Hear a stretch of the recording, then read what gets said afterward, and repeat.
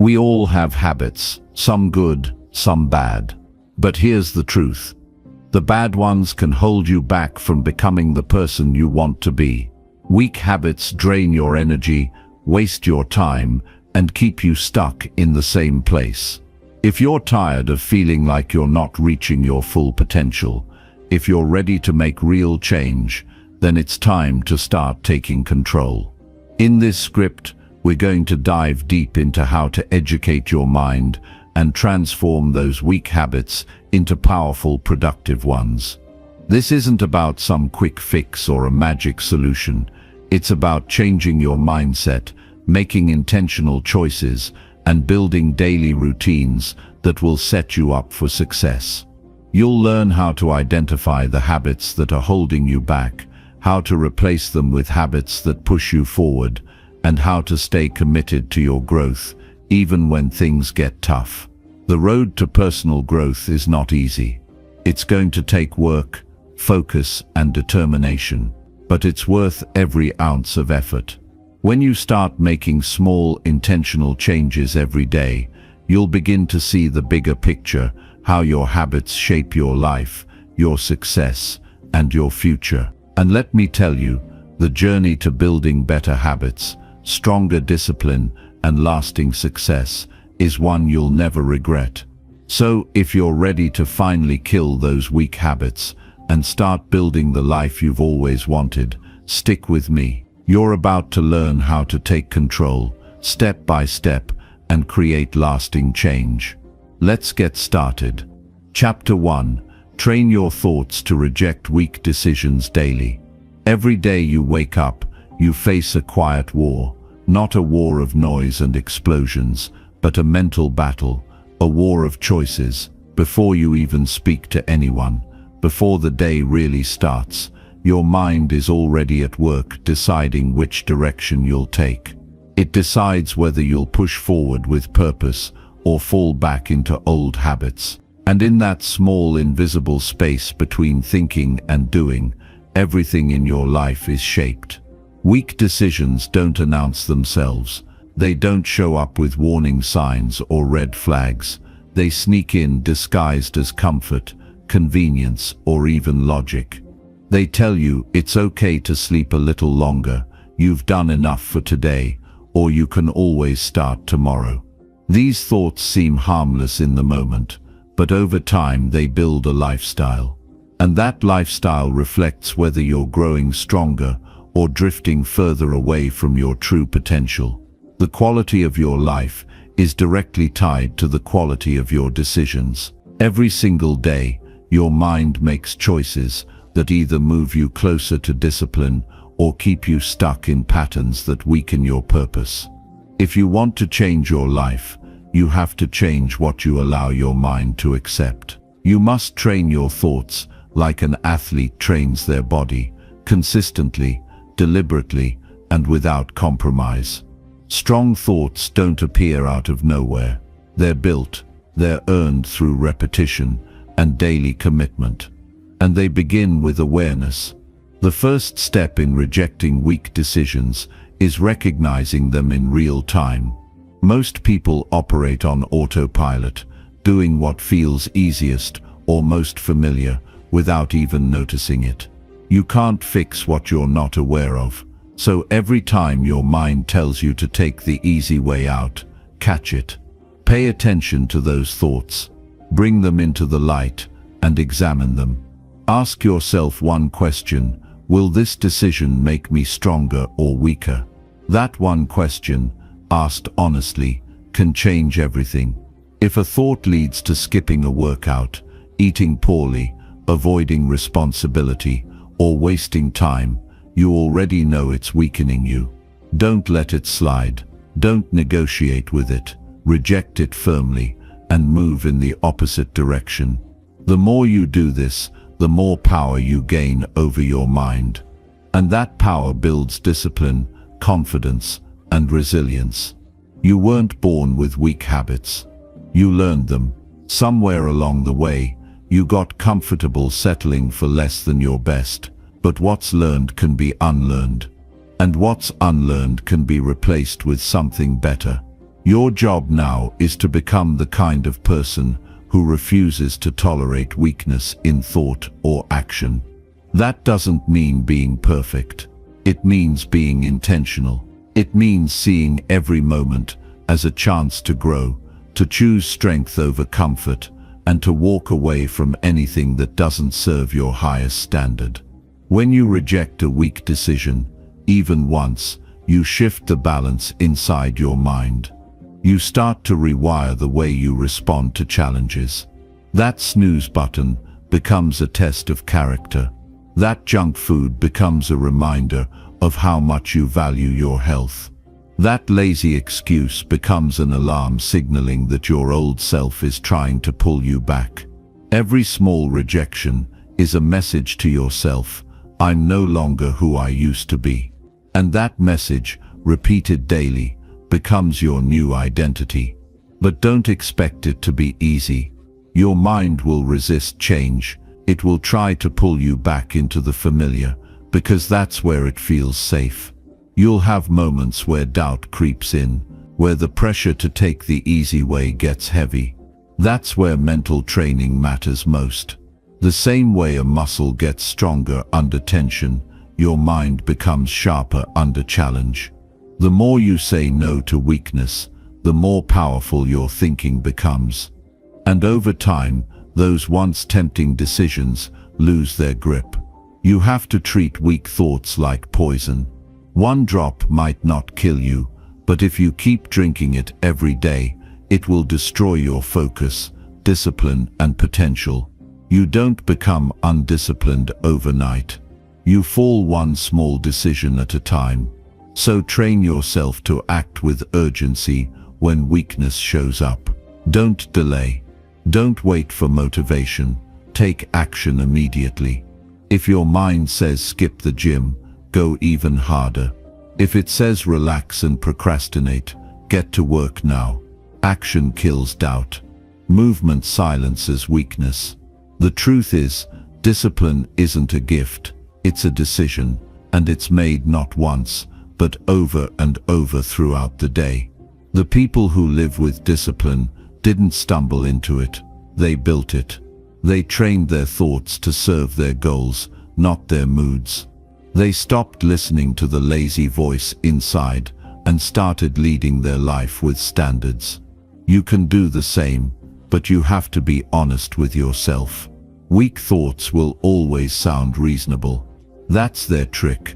They'll come dressed as rest, as reward, as logic. But if the result of that thought leaves you stuck, ashamed, or further from your goals, you already know what it is. There's a moment in every day when you feel that urge to back down. Maybe it's in the morning, when it's cold and you don't want to get out of bed. Maybe it's in the evening, when your mind says you deserve to scroll, or binge, or check out. That's your testing ground. That's the moment where your future is being shaped. If you want to train your thoughts to reject weakness, you have to go to war in those exact moments. And win. That means planning ahead. Don't just hope to be disciplined. Design your day in a way that protects you from weak decisions. Build structure. Set alarms. Prepare your meals. Put your phone away when you're working. Write your priorities down. Build a system that supports the strong version of you. Discipline isn't about being superhuman. It's about removing as many chances to make weak decisions as possible. And yes, you will fail sometimes. You'll slip. You'll catch yourself halfway through an old habit and realize you gave in again. That's not the end. That's part of the training. What matters is what you do next. Do you stop and say, this isn't me anymore? Do you turn the day around, or do you fall deeper into weakness because it's easier? Every comeback is a victory. Every time you interrupt a pattern, you reclaim a piece of your power. You should also speak to yourself like someone who expects greatness. Most people allow weak thoughts to sit in their mind unchecked. They think things like, I'm just lazy. I'll never be consistent. I always mess this up. Those thoughts are shaping your identity. They're writing the script you follow, and if you keep repeating them, you'll live them out. So stop. Choose new words. Speak to yourself like someone you believe in. Say, I do hard things. Say, I show up, even when I don't feel like it. Say, I don't back down. These aren't just affirmations, they're reminders of who you're becoming. The mind is like a mirror. It reflects whatever you keep putting in front of it. If you constantly feed it weakness, it will reflect weakness. If you feed it strength, courage, and clarity, it will reflect those back to you. And over time, you won't just be someone trying to be disciplined, you'll become someone who is disciplined. Someone whose thoughts no longer entertain weakness as an option. Don't underestimate the power of one strong decision. That one time you get up early, push through a workout, stay focused, or say no to an old habit, it adds up. These small wins compound. They give you momentum, and the more wins you stack, the less room you leave for failure to sneak in. But remember, it all starts in the mind. Every action begins with a thought. If you want to build a strong life, build strong thoughts first. Don't wait for the perfect day. Don't wait to feel ready. Start now. Train your thoughts every morning to recognize the difference between strength and weakness. Throughout the day, remind yourself what matters. Protect your standards like your life depends on them, because it does. Your life, your goals, your peace of mind, it all depends on whether or not you choose to lead your thoughts or let them lead you. There's a version of you that never gives in to weakness. That version is already inside you. It's not something you have to find outside. You build it from within. You wake up, and you choose not to negotiate with the voice that wants comfort. You choose to keep moving, even when the path is hard. You choose to live like your time is valuable because it is. And the more you live that way, the more that strong version of you becomes real. There will always be two voices in your head. One will beg for comfort. The other will call you to discipline. The one you listen to the most will shape your life. Make sure it's the one that moves you forward. So start now. Train your thoughts to reject weak decisions. Not once, not sometimes, but every single day. Show up when it's hard. Rise above your moods. Silence the noise that weakens your focus. And live with the kind of discipline that builds greatness. One strong thought at a time. Chapter 2. Build strong daily routines that improve your mindset. Your life doesn't change in one big moment. It changes in the small hours of the morning when no one is watching. It changes when you decide how to spend your time, how to speak to yourself, and what you prioritize before the world gets busy. The way you live your days becomes the way you live your life. And the most powerful way to take control of your life is by building strong daily routines that shape your mindset and keep you grounded in growth. Most people wake up every day and immediately fall into reaction. They check their phone, scroll through noise, absorb other people's thoughts, and enter the world mentally unprepared. That's the easiest way to lose control of your life, by handing over your attention before you've even claimed the day for yourself. Your mind needs structure, not chaos. It needs a plan, not noise. When you live without a routine, you invite randomness into your life. But when you create structure and stick to it, you start to shape the way you think, feel, and act on a deeper level. A strong routine doesn't just help you do more. It helps you become more, because your routine is not about tasks, it's about identity. Every time you do something with intention, you tell yourself, this is who I am. If you wake up early, move your body, take care of your priorities, and stay committed to what matters, your mind begins to see you as someone reliable. And that changes how you approach everything. But a routine is not built overnight. It's a process of alignment. You don't need 50 different habits. You need a few consistent ones that serve your growth. The goal is not to fill your day with meaningless activity, but to build a rhythm that sharpens your focus and supports your values. So start small. Start with what matters most. The first hour of your day should belong to you, not to your phone, not to distractions, not to the noise of the world. You. That first hour is where you set the tone. It's where you remind yourself of your goals, your standards, and your direction. When you take ownership of your morning, you prepare your mind to handle anything that comes, and that doesn't mean rushing through a checklist. It means being present with what you do. Whether it's writing down your goals, reading something meaningful, stretching your body, or sitting in silence to breathe, it's about creating space to think clearly and start strong. Your routine is a commitment to discipline, and discipline is the foundation of a healthy mindset. When your days have structure, your mind doesn't have to waste energy deciding what to do next. It becomes automatic.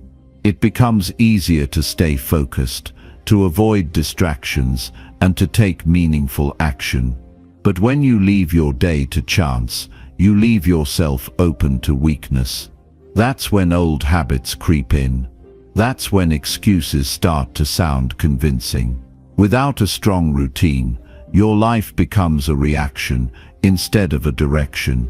You have to be honest with yourself. Look at how you spend your mornings. Look at how you end your nights. Ask yourself if those habits reflect the life you're trying to build. If not, it's time to reset. Cut the distractions. Remove the habits that steal your energy. Replace them with something better. You don't need more time. You need better structure, and that starts with intention. Be intentional with your hours. Don't let your day be guided by what feels easy. Let it be guided by what builds your character.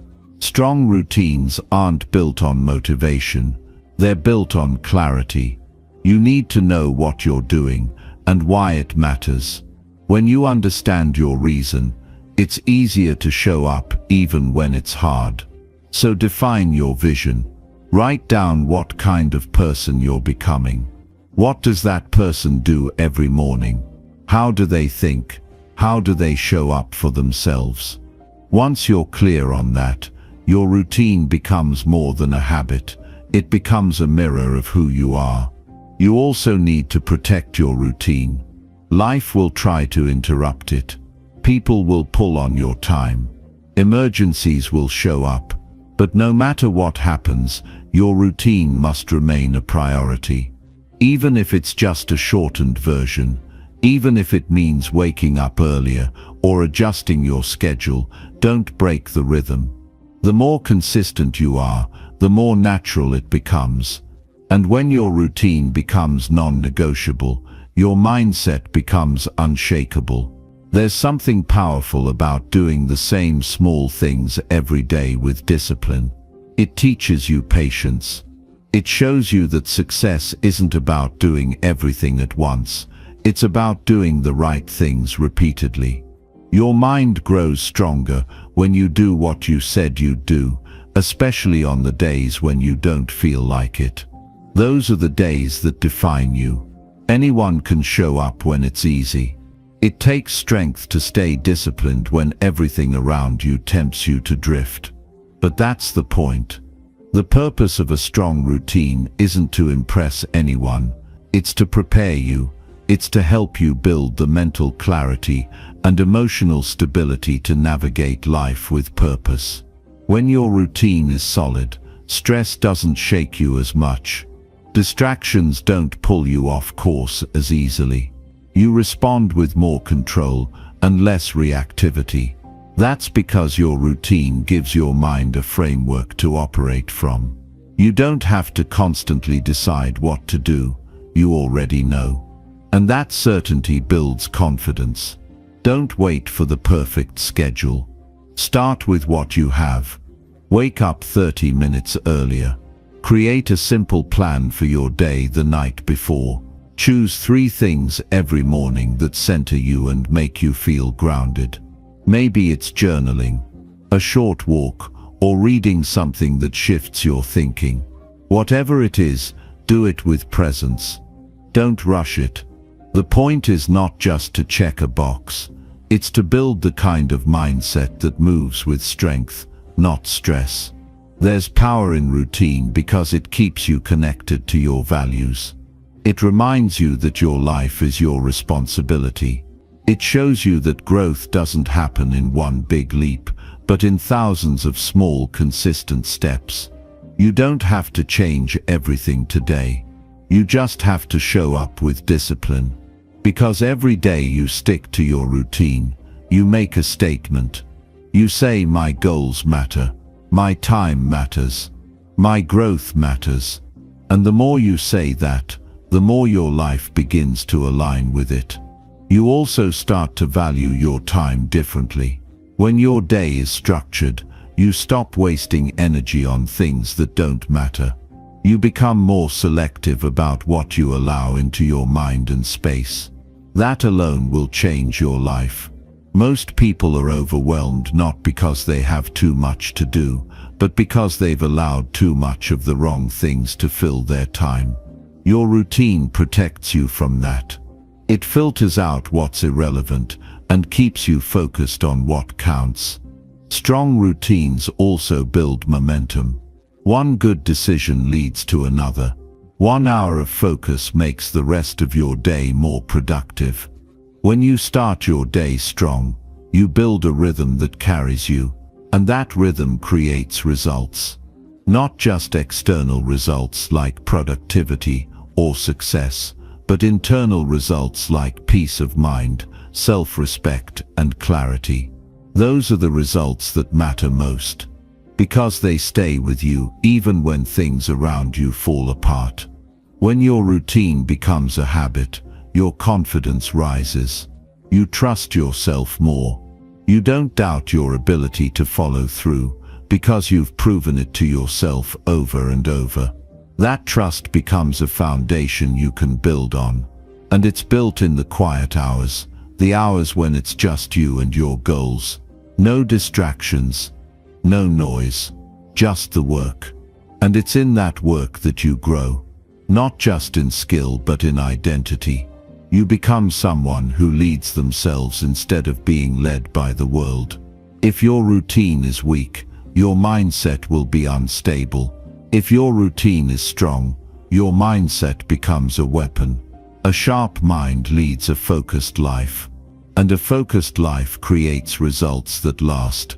So take your routine seriously. Protect it. Refine it. Stay loyal to it. Because the strength of your routine reflects the strength of your commitment to yourself. It's not about being perfect. It's about showing up every day with purpose. It's about making the decision again and again to live with discipline instead of drifting into distraction. The small moments you stay consistent matter more than you think. They add up. They shape your character. And they move you closer to the life you know you're capable of living. So start today. Build a routine that reflects your values, supports your mindset, and protects your peace. Make it simple. Make it strong. And most importantly, make it yours. Because at the end of the day, the routine you build will either move you forward or keep you stuck. And only you can choose which one it will be. Chapter 3. Eliminate distractions that slow down your self-growth. Growth requires attention. Not scattered attention, not divided focus, but full and deliberate attention. Every day, your mind is being pulled in 1,000 directions, and the real question is not whether you're working hard, it's whether you're working on what matters. The truth is, most people are not lacking effort. They are drowning in distractions that quietly rob them of the clarity and consistency required to grow. If you don't eliminate those distractions, they will slowly destroy your progress without you even noticing. What holds most people back isn't lack of talent, it's lack of focus. And that lack of focus comes from entertaining too many things that don't deserve your energy. The human brain is not designed to multitask across different priorities all day. You can't read something meaningful, plan your goals, have a conversation, check your phone, and respond to a notification all at the same time and expect clarity. That's not focus. That's noise. And when your day is full of noise, your growth becomes chaotic. You lose track of what really matters. You forget what you were aiming for. You allow yourself to drift into activity instead of moving with direction. Distractions don't just slow you down. They change the way you think, the way you feel, and the way you show up in your life. You can't grow deeply when you're constantly pulled toward the shallow. And the shallow shows up everywhere on your screen, in your conversations, in the things you say yes to, just because it's easier than saying no. Every time you entertain something meaningless, you trade away time that could have been invested in something valuable. Growth demands a certain kind of discipline. It demands that you protect your mental space like your life depends on it, because in many ways it does. The quality of your life is directly tied to the quality of your attention. If you give your best energy to distractions, you will live a distracted life. If you learn to direct your energy with precision, everything changes.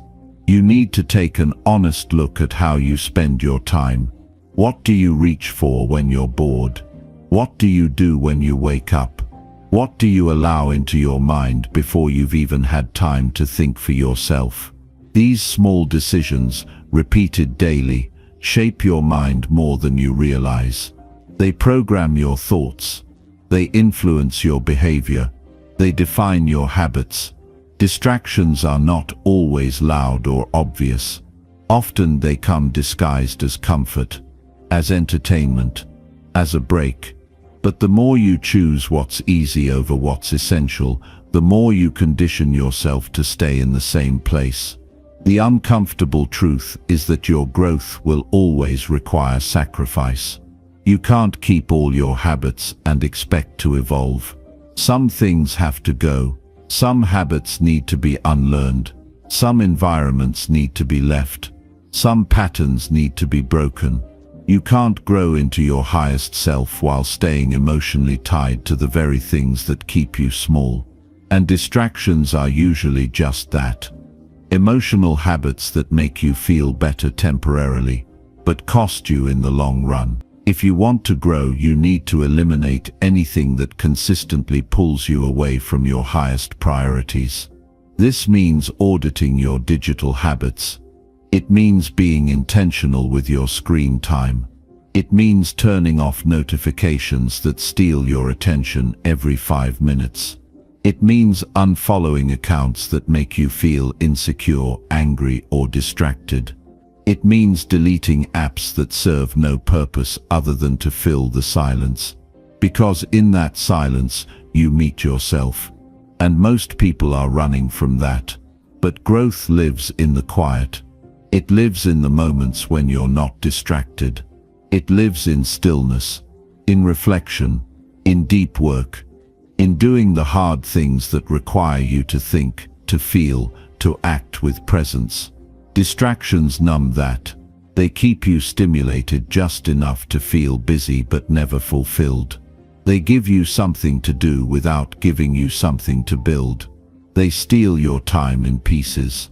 10 minutes here, an hour there, and before you know it, another day is gone and your goals are still waiting. To truly eliminate distractions, you must redefine what matters. You must get brutally clear about what you want to build in your life and who you want to become. Without that clarity, everything will feel like an option. But once you're clear, your decisions become simple. Not easy, but simple. If it moves you forward, keep it.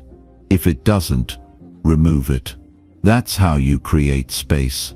That's how you protect your growth. You also need to become less available. Your attention is not public property. It's not something you owe to everyone who asks for it. You are allowed to say no. You are allowed to put your phone on silent. You are allowed to protect your time without guilt. Growth requires solitude, not loneliness. Solitude.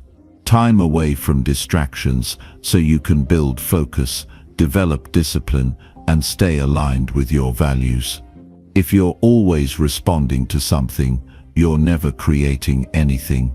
You need time to think clearly, and that means being unreachable sometimes. Distractions aren't just digital.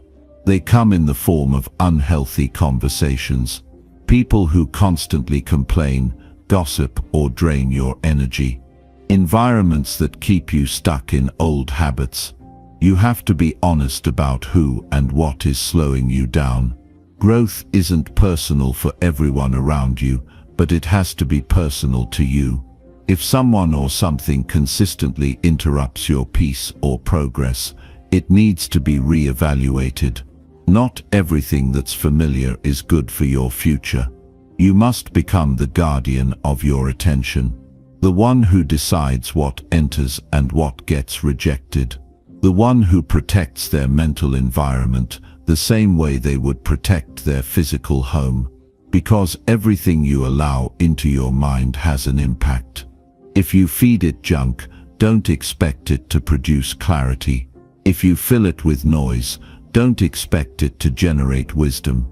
Your mind is shaped by what you consume and how often you consume it. And distractions are nothing more than junk for the brain. Eliminating distractions doesn't mean you live like a monk. It means you become conscious. Conscious of your habits, conscious of your triggers, conscious of the moments when you're choosing easy over meaningful. It means you take full responsibility for what you allow to steal your time. Most distractions aren't forced on you. You invite them in, and that means you have the power to shut them out. You just have to want clarity more than you want comfort. This is not about perfection. You will get distracted sometimes. That's human. But the goal is not to eliminate every slip. The goal is to make distraction the exception, not the pattern. And that starts with awareness. Pay attention to your patterns. Notice where your time goes. Ask yourself at the end of the day, did I invest my attention in what matters, or did I waste it on things that didn't? That one question can help you realign faster than any productivity system. Distractions are easy. Discipline is hard, but discipline is where your growth lives. The more disciplined you become with your time and focus, the more momentum you build. And with momentum comes confidence. Not just because you're getting more done, but because you're honoring yourself. Every time you choose focus over distraction, you build self-respect. You show yourself that your growth is worth it, that your goals matter, that your future is not something you're hoping for, it's something you're working for. And don't wait until life gets quieter to eliminate distractions. That day won't come. There will always be noise. There will always be things competing for your attention. So the real question is, will you protect your growth even when life is busy? Will you choose discipline even when comfort is tempting? Will you focus even when distraction is easy? That's what separates those who grow from those who stay stuck.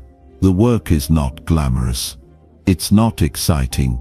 It's often boring, but it's in that boring consistency that the real transformation happens. Growth doesn't come from intensity. It comes from intentionality, from choosing to focus on what matters and letting go of what doesn't, from waking up every day and making the decision again and again to stay aligned with your purpose. Distractions will always exist. but their power over you is optional. You don't need to control the world. You just need to control your focus. And that starts now. Take your time back. Take your attention back. Reclaim your day. Reclaim your mind. You have goals that require your full presence. You have a future that demands your attention. And you will never reach it if you keep feeding your distractions more than you feed your discipline. This is the truth. What you focus on grows. So choose wisely. Chapter 4. Discipline your mind to ignore short-term pleasure. Every day, you're faced with choices that either serve your future or satisfy your momentary cravings. Most people lean toward the latter, not because they're weak, but because they haven't trained their minds to wait. They haven't built the inner strength to say no to something that feels good now in exchange for something greater later. The world today is built around instant results. Fast food, fast scrolling, fast replies, fast approval. But fast doesn't equal meaningful. And if you keep giving in to what feels good immediately, you rob yourself of the deeper satisfaction that only comes from patience, discipline, and long-term thinking. You don't need more motivation, you need more self-control. The people who rise above their circumstances and truly evolve are not driven by impulses. They're driven by purpose. They've learned to sit with their emotions instead of reacting to them. They've practiced delaying gratification so they can invest in what actually improves their life.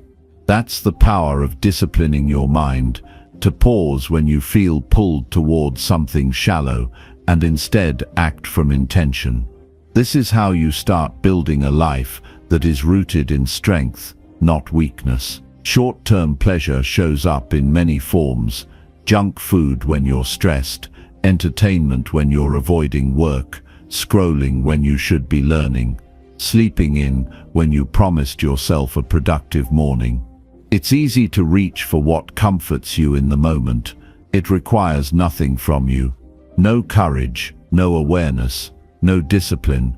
But growth only happens when you stop doing what's easy and start doing what's necessary. You have to understand that comfort is a liar. It tricks you into staying the same. It makes you believe that you have time. It tells you there's no rush. But there is. Every time you give in to a short-term pleasure, you're choosing temporary relief over lasting fulfillment.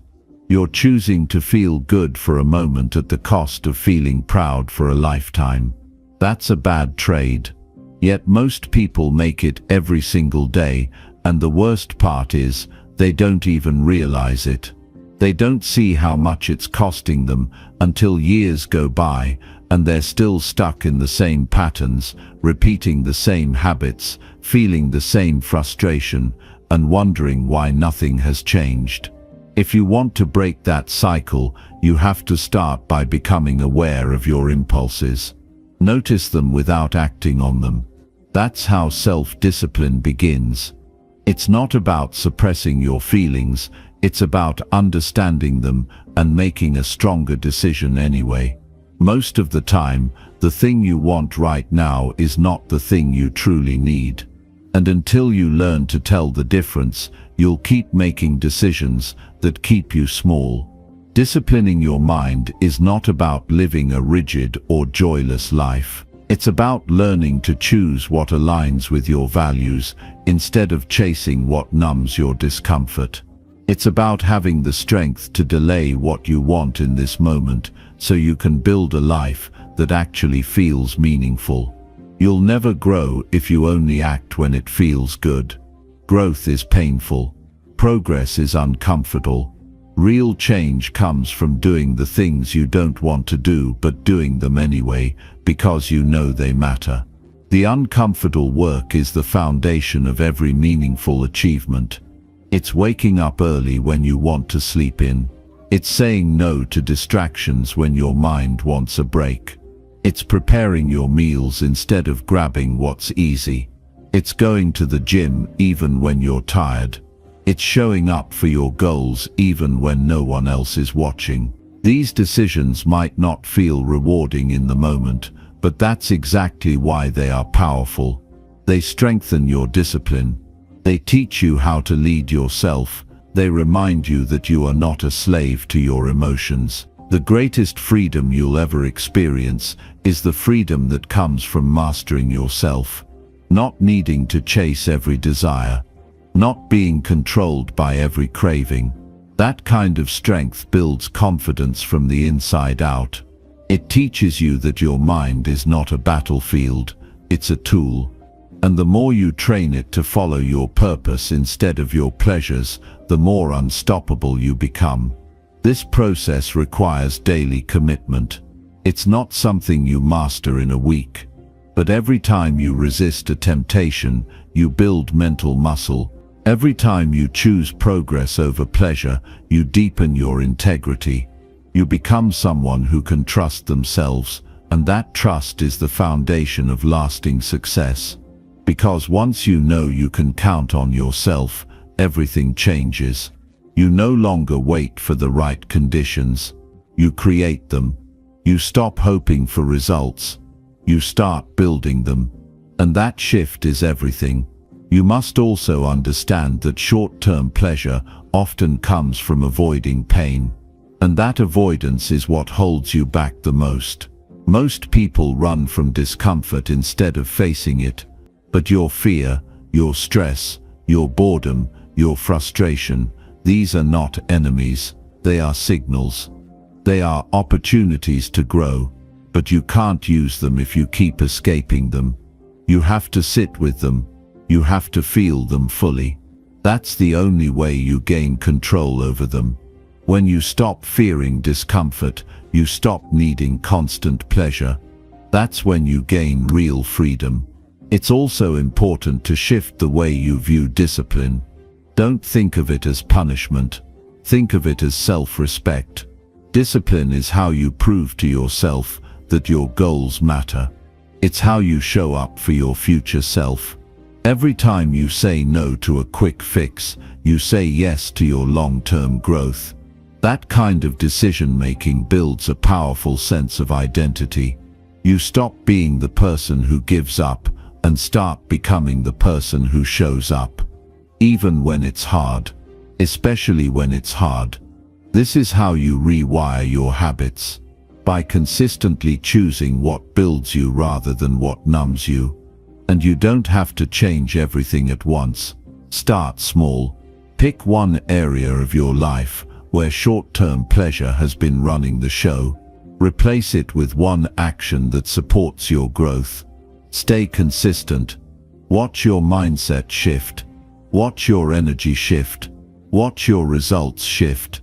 This is how real transformation happens, not in huge overnight changes, but in daily decisions that stack up over time.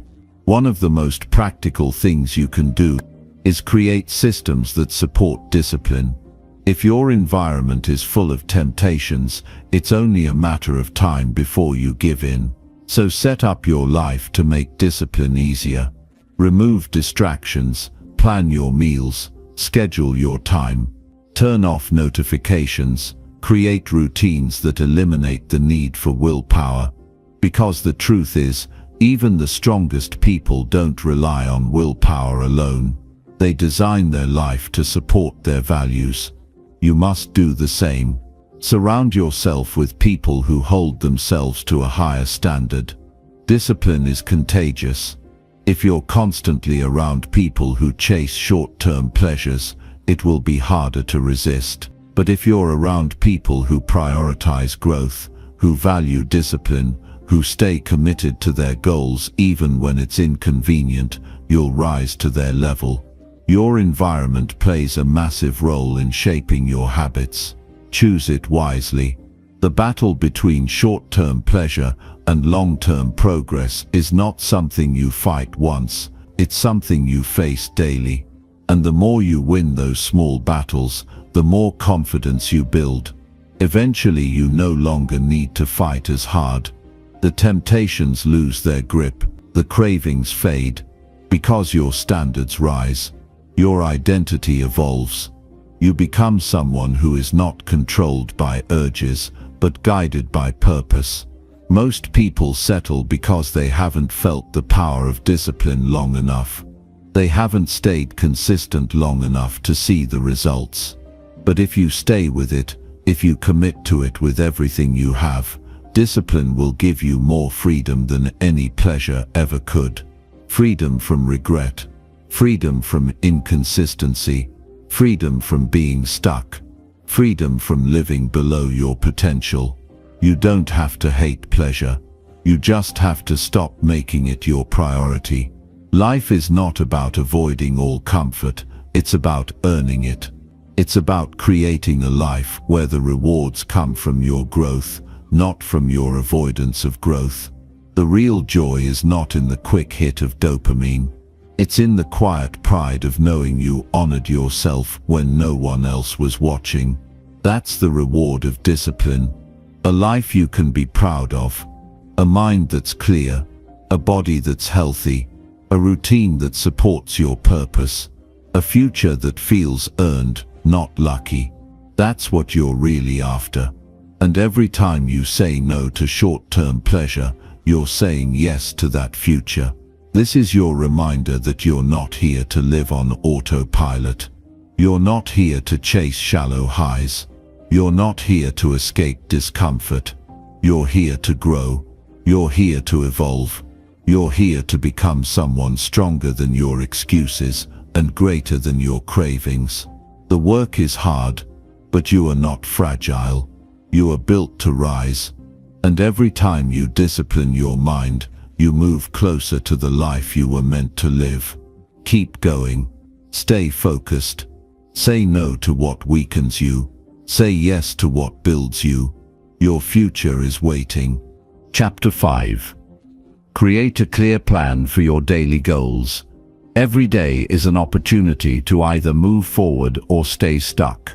But without a clear plan, your day can easily become a blur of distractions, impulses, and wasted time. You wake up with good intentions, but end the day feeling like you've accomplished very little.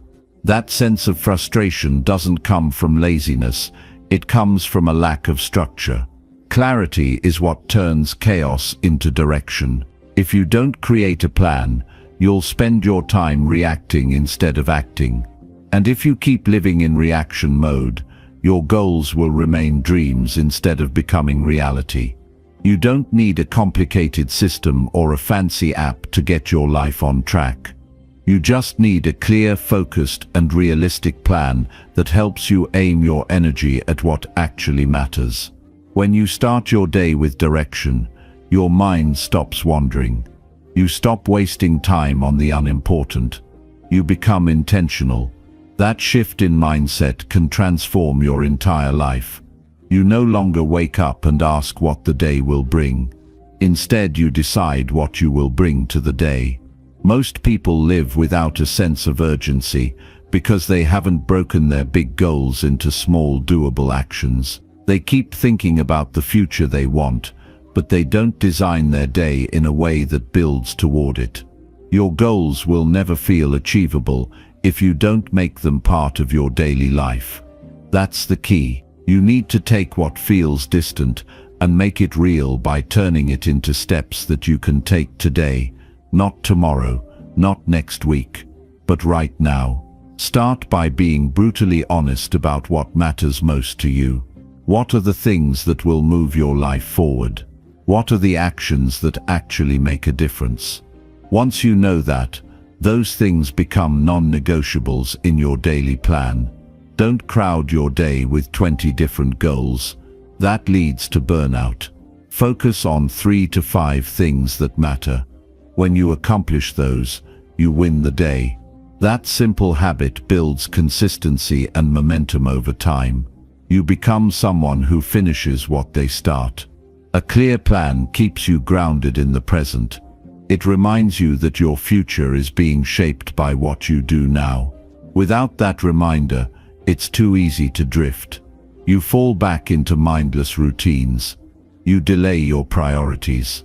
You forget what's important, but when you have a plan, You stay focused. You hold yourself accountable. You move with purpose. And that kind of movement is rare in a world full of distractions. To create an effective daily plan, begin the night before. Don't wait until the morning, when you're already rushed or distracted. Take 10 to 15 minutes before bed to map out your next day. Write down your top goals. Define your tasks clearly. Assign them to specific times. That way, when you wake up, you already know what needs to be done. You don't waste energy deciding. You go straight into action. That alone will put you ahead of most people. Use a simple method to structure your time. Block out your day into focused chunks. Allocate time for deep work, movement, rest and learning. Keep your phone away during work periods.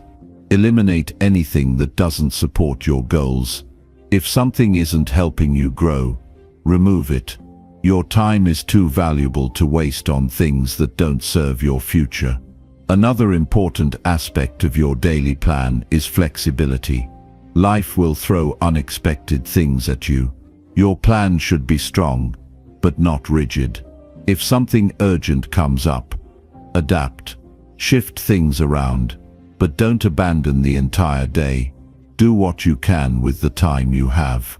Perfection is not the goal, consistency is. Even a partial plan followed with discipline is better than no plan at all. Your mind becomes stronger when it follows structure. A clear plan gives your brain a target. It reduces stress. It increases focus. It keeps you from overthinking. And most importantly, it teaches you to lead yourself. You stop waiting for someone else to tell you what to do. You take full ownership of your day, your energy, your growth. Don't underestimate the power of writing things down.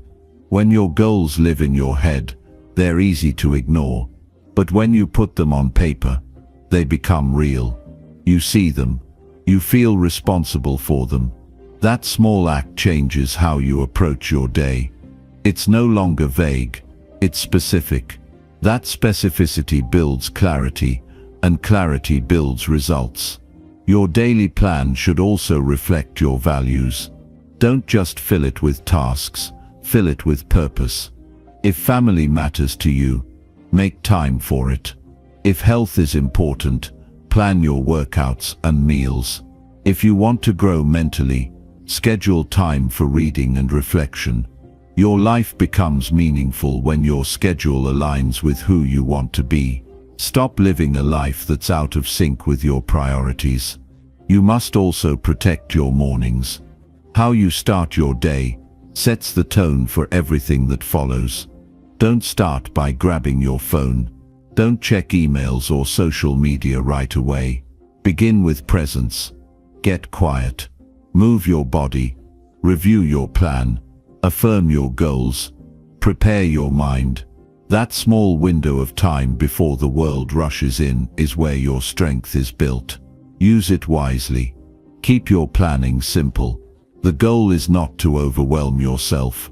The goal is to create direction and follow it with discipline. You don't need to plan every minute, but you do need to know what your key tasks are and when you're going to do them. That level of clarity removes friction. You stop second-guessing. You stop hesitating. You act with intention. Track your progress throughout the day. As you complete tasks, check them off. That small win reinforces your confidence. It gives you momentum. At the end of the day, take 5 minutes to review what you did. What worked?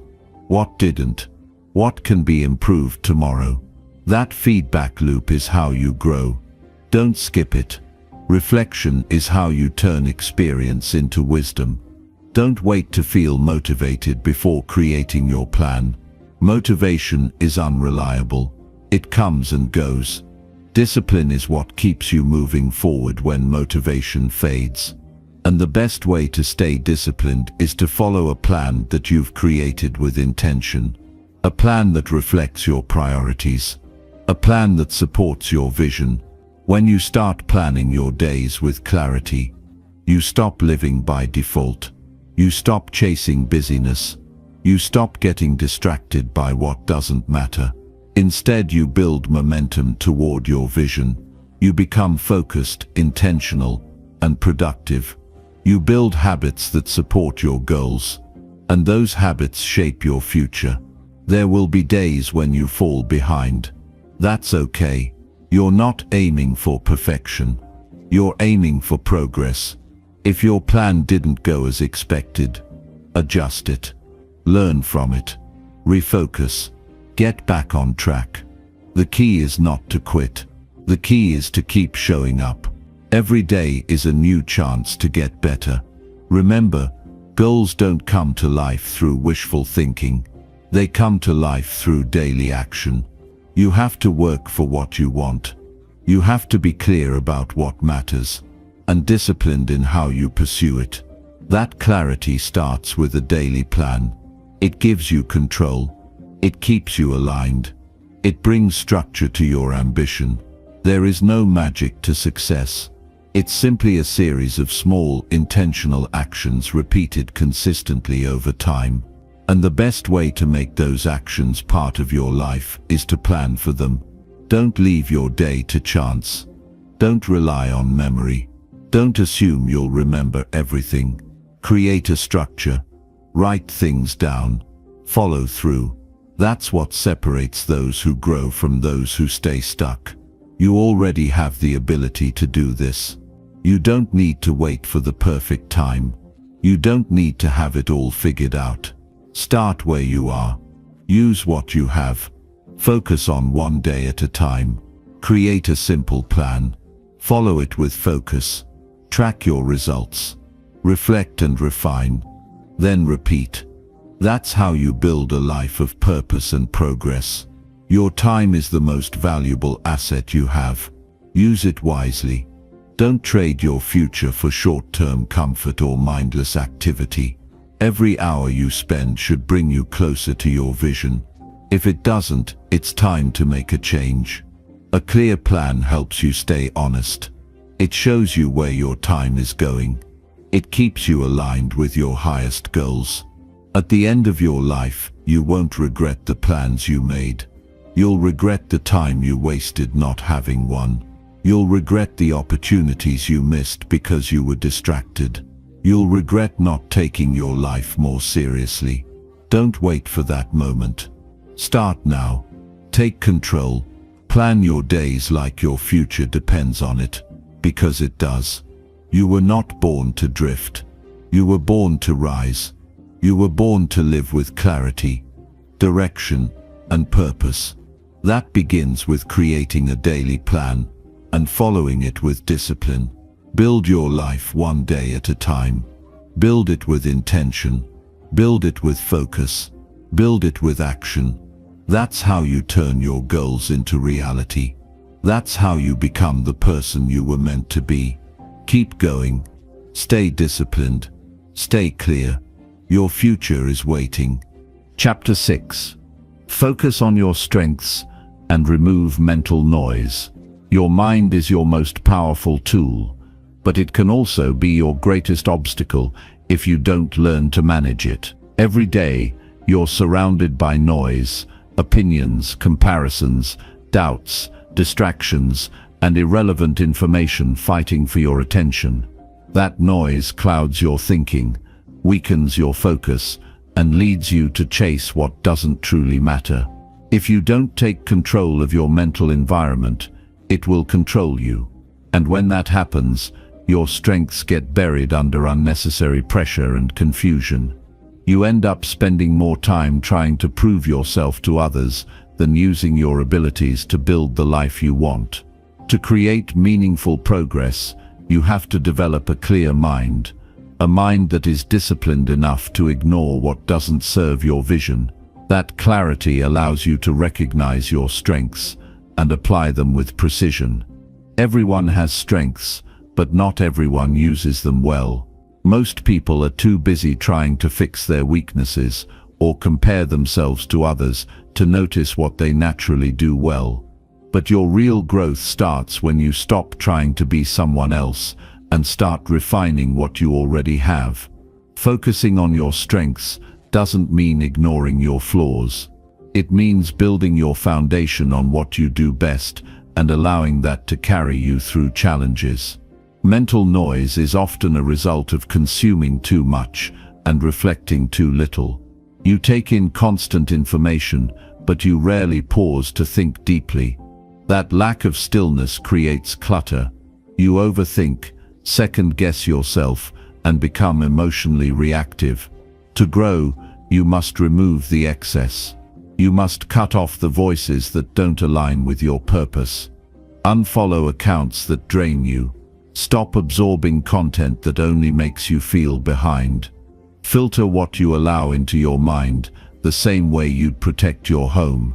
If something doesn't add value, it doesn't belong. Once the noise is reduced, your true voice starts to rise. That voice is grounded, focused, and authentic. It's the part of you that knows what you're capable of, but has been buried under the weight of other people's expectations. That's the voice you need to trust, because it sees clearly. It knows where you're strong, and it knows what needs work. It doesn't seek attention, it seeks truth. The more you listen to that inner voice, the more confident and calm you become. That confidence allows you to stop wasting time trying to meet external standards and start living according to your internal standards. Focusing on your strengths gives you momentum. When you lean into what you're good at, you perform with greater efficiency and impact. You stop struggling to be average in areas that don't matter. You shift your energy toward building depth in your natural talents. That depth is what leads to excellence. The world doesn't reward people who try to do everything.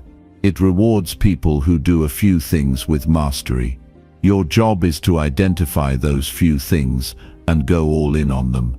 But your strengths won't grow unless you protect the mental space they need to thrive. That means creating a lifestyle that supports your focus.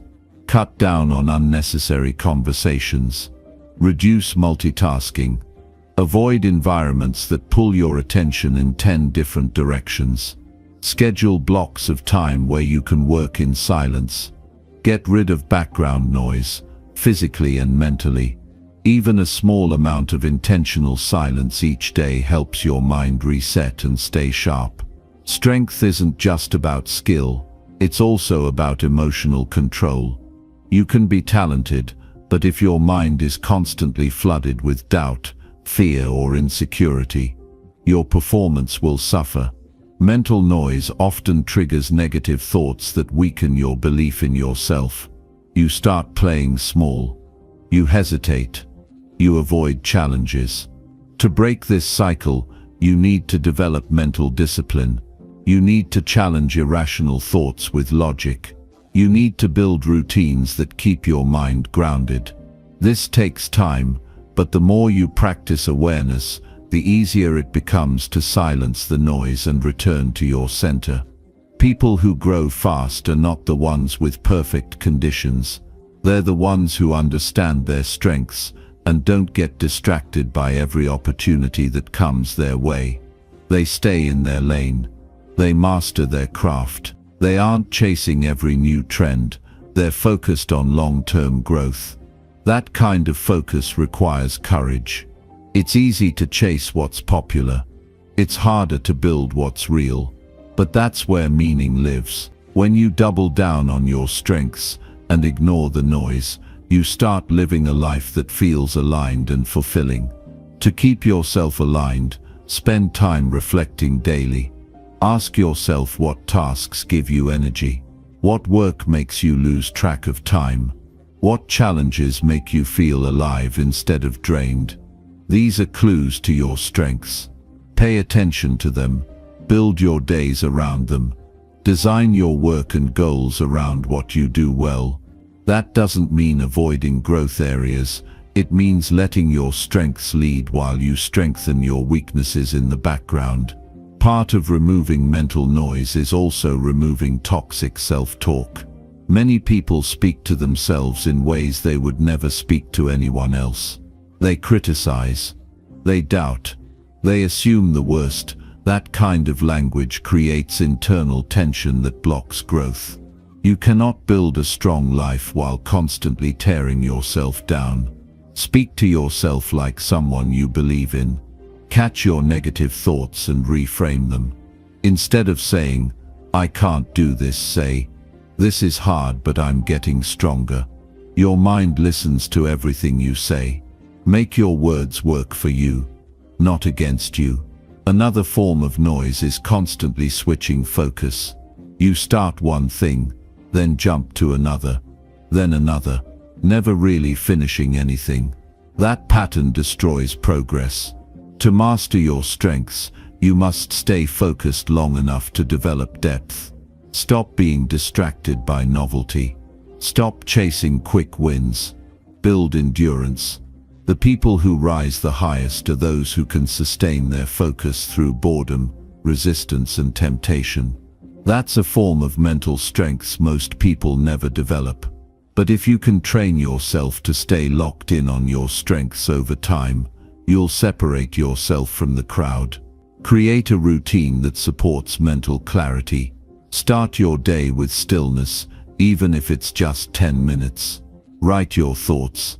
Define your intentions. Review your goals. Remind yourself of what matters. These small acts help you begin the day with control instead of chaos. Throughout the day, take short breaks to reset. Walk, breathe, or reflect. These moments help you keep your mind sharp and focused.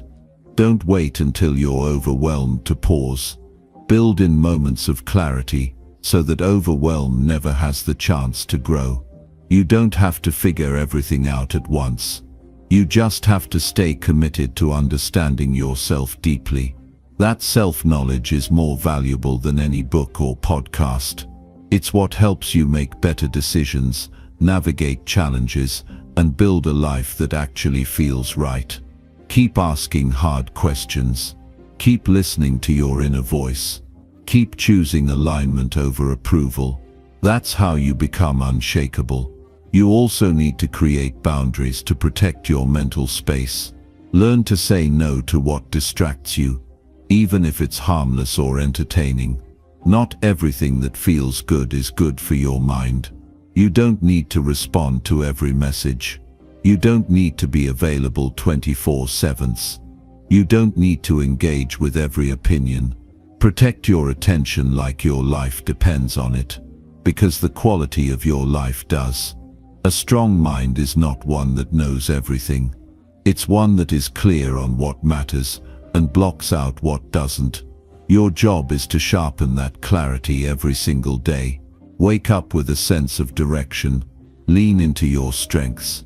Let go of anything that causes unnecessary stress or confusion. If it doesn't serve your purpose, release it. If it doesn't support your peace, distance yourself from it.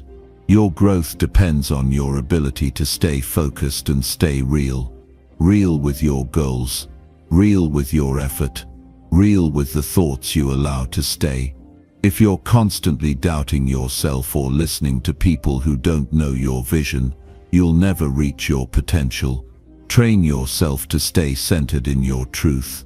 Build your inner clarity. Protect your peace. Trust your strengths. Take action from that place daily. You don't need to be perfect. You just need to be committed. Committed to clearing the noise. Committed to using your gifts. Committed to staying true to your direction. This kind of focus doesn't just lead to results. It builds character. It sharpens discipline. It makes you dependable. When your mind is clear and focused, your actions become sharper. Your time is better used, and your energy becomes unstoppable. Start with one step. Reduce one distraction. Cut out one unnecessary input. Replace it with a habit that supports your growth. Do that daily. Don't try to fix everything at once. Create small shifts that build clarity. Over time, those small shifts add up to massive change. You begin to feel stronger mentally. You begin to see results. You begin to trust yourself more. No one is coming to do this work for you. The responsibility is yours. You must decide what your mind gets exposed to. You must choose what to focus on and what to let go of. You must believe in your ability to change. And most importantly, you must act. Action is the only way to move from clarity to transformation. Your strengths are already within you. Your clarity is waiting beneath the noise. The moment you decide to live with focus, everything changes. You stop drifting. You start building. You stop reacting. You start creating. Stay consistent. Stay focused. Stay grounded. Your best self lives on the other side of clarity. Go meet it. Chapter 7. Protect your energy by managing your daily inputs. Your energy is your lifeline. It powers your thoughts, fuels your actions, and shapes the quality of your life. Yet, most people don't protect it. They give it away freely to things that offer no return. They let distractions, negativity, noise, and mindless consumption drain them before the day even begins. What enters your life on a daily basis? What you watch, what you hear, who you talk to, and what you allow yourself to dwell on, either feeds your growth or feeds your destruction. If you don't manage your inputs with intention, your energy will slowly slip away without you even realizing it. And when you lose your energy, you lose your ability to focus, to perform, to be present, and to move forward. You don't need more motivation. You need less noise. You don't need more time. You need fewer drains. Protecting your energy starts with awareness. You must become ruthlessly conscious of what is entering your life and influencing your mood, your decisions, and your sense of direction. Energy is not just physical, it's mental, emotional, and spiritual. One negative conversation can take more from you than an entire day of hard work. 1 hour scrolling through chaos can leave your mind scattered and disconnected from your goals. One small habit repeated over time can pull you further away from the person you're trying to become. You must stop treating these things as harmless. You must begin seeing them for what they are. Subtle thieves of your potential. Managing your daily inputs is not about cutting yourself off from the world. It's about taking full control over the quality of what you allow into your space. Most people guard their homes more carefully than their minds. They lock their doors at night, but leave their minds wide open to gossip, fear, and mindless consumption. That's backward. Your mind is the gatekeeper of your entire life. If you let garbage in, you will live in chaos. But if you fill it with clarity, truth, discipline, and wisdom, you create a foundation that nothing can shake. Start with your morning. What you allow into your mind in the first hour of the day sets the tone for everything that follows. If your first input is your phone, flooded with messages, news, and notifications, you've already handed over your energy to external chaos. If your first thoughts are anxious or reactive, you've already placed yourself in a defensive position. But if you begin your day with stillness, focus, and intention, you build momentum that carries into everything you do.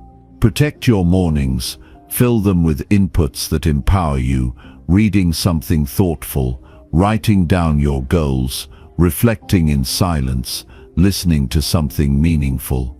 These are the kinds of inputs that add energy rather than subtract it. Throughout your day, you must filter the conversations you engage in. Not every conversation is worth having.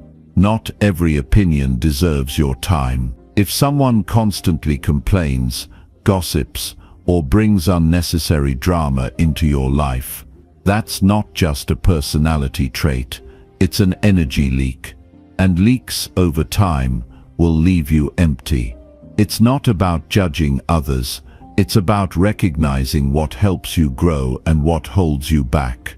Keep your circle full of people who push you forward, who speak with clarity, who live with purpose. If someone doesn't respect your energy, they shouldn't have access to it. Another critical input is the content you consume. Most people spend hours a day scrolling, watching and listening without intention. They consume passively, not realizing that every piece of content leaves a fingerprint on their mind. What you watch regularly becomes what you think about. What you listen to becomes what you believe. What you read becomes what you absorb. If you're constantly surrounded by noise, whether it's entertainment, news or social media, you are training your brain to live in a reactive, overstimulated state. That state destroys clarity. It makes it harder to focus, harder to stay disciplined, and harder to feel any sense of peace. To reclaim your focus, you need to simplify your consumption. Choose a few trusted sources that align with your values and goals. Replace scrolling with learning. Replace noise with depth. Spend time with content that stretches your mind rather than numbs it. You don't need to know everything. You just need to know what matters and ignore what doesn't. This one shift in your inputs can transform how you feel, think, and show up daily. You must also manage your inner dialogue, because your thoughts are one of the most consistent inputs in your life. How you speak to yourself shapes your energy. If you're constantly criticizing yourself, doubting your ability, or replaying past mistakes, you're creating an internal environment that weakens you. But if you speak with belief, encouragement and clarity, you build an internal state that empowers you. Monitor your self-talk. Catch the thoughts that drain you and challenge them. Replace them with language that aligns with who you want to be. Speak to yourself as someone you believe in. Your energy will follow your words. A major hidden input is your environment. Your space influences your energy more than you realize. Clutter creates distraction. Noise breeds stress. Disorder leads to mental fatigue. Take a close look at where you spend your time, your workspace, your home, your car. If the space feels chaotic, it's likely affecting your mindset. You don't need luxury. You need order. Clean, organize and simplify. Create a space that makes it easier to focus, easier to think, and easier to stay present. Your environment should support your energy, not fight against it. Another often overlooked input is your diet. What you eat directly affects how you think and feel. If your energy is constantly crashing, your mind is foggy, or your mood is unstable, your food may be part of the problem. You don't need to obsess over every meal, but you must start treating your food as fuel. Choose foods that support your clarity and stability. Drink more water. Avoid overloading your system with sugar, caffeine and processed junk. When your body feels better, your mind functions better. When your mind functions better, your energy becomes more consistent. Sleep is also one of your most powerful inputs. It's not just about rest, it's about restoration. If you're not sleeping well, everything else suffers. Your discipline drops. Your patience disappears. Your thoughts become cloudy. You become reactive. Protect your sleep like you protect your goals. Create a consistent bedtime. Turn off screens before bed. Keep your sleep space quiet and dark. Don't sacrifice rest for productivity, because without rest, your productivity will collapse. A sharp mind needs deep sleep. One of the greatest acts of self-respect is protecting your energy from things that don't deserve it. That includes unnecessary arguments, endless comparisons, false urgency, and the constant need to explain yourself to people who don't understand your vision. You don't need to respond to everything. You don't need to be available all the time. You don't need to prove your worth to people who aren't even paying attention to their own lives. That's how you lose energy that could have gone into your growth. Be selective. Be focused. Be intentional. Protecting your energy also means scheduling time for recovery. You can't be in performance mode 24/7. Even the strongest minds need time to reset. Build time into your week where you disconnect from output and reconnect with presence. Walk in nature. Read for enjoyment. Spend time with people who restore you. Sit in silence. Do things that don't demand results but still add depth to your life. This is not weakness. It's maintenance. And the more consistently you recover, the more powerfully you can perform when it counts. Every decision you make is either protecting your energy or draining it. Saying yes to everything means you're saying no to your focus. Constantly consuming means you're rarely creating. Being reactive means you're living by default, not design. It doesn't have to be this way. You can choose to live on purpose. You can choose to manage your inputs with intention. You can choose to be in control of what enters your mind, your space, and your soul. Start small. Audit your day. Notice what drains you.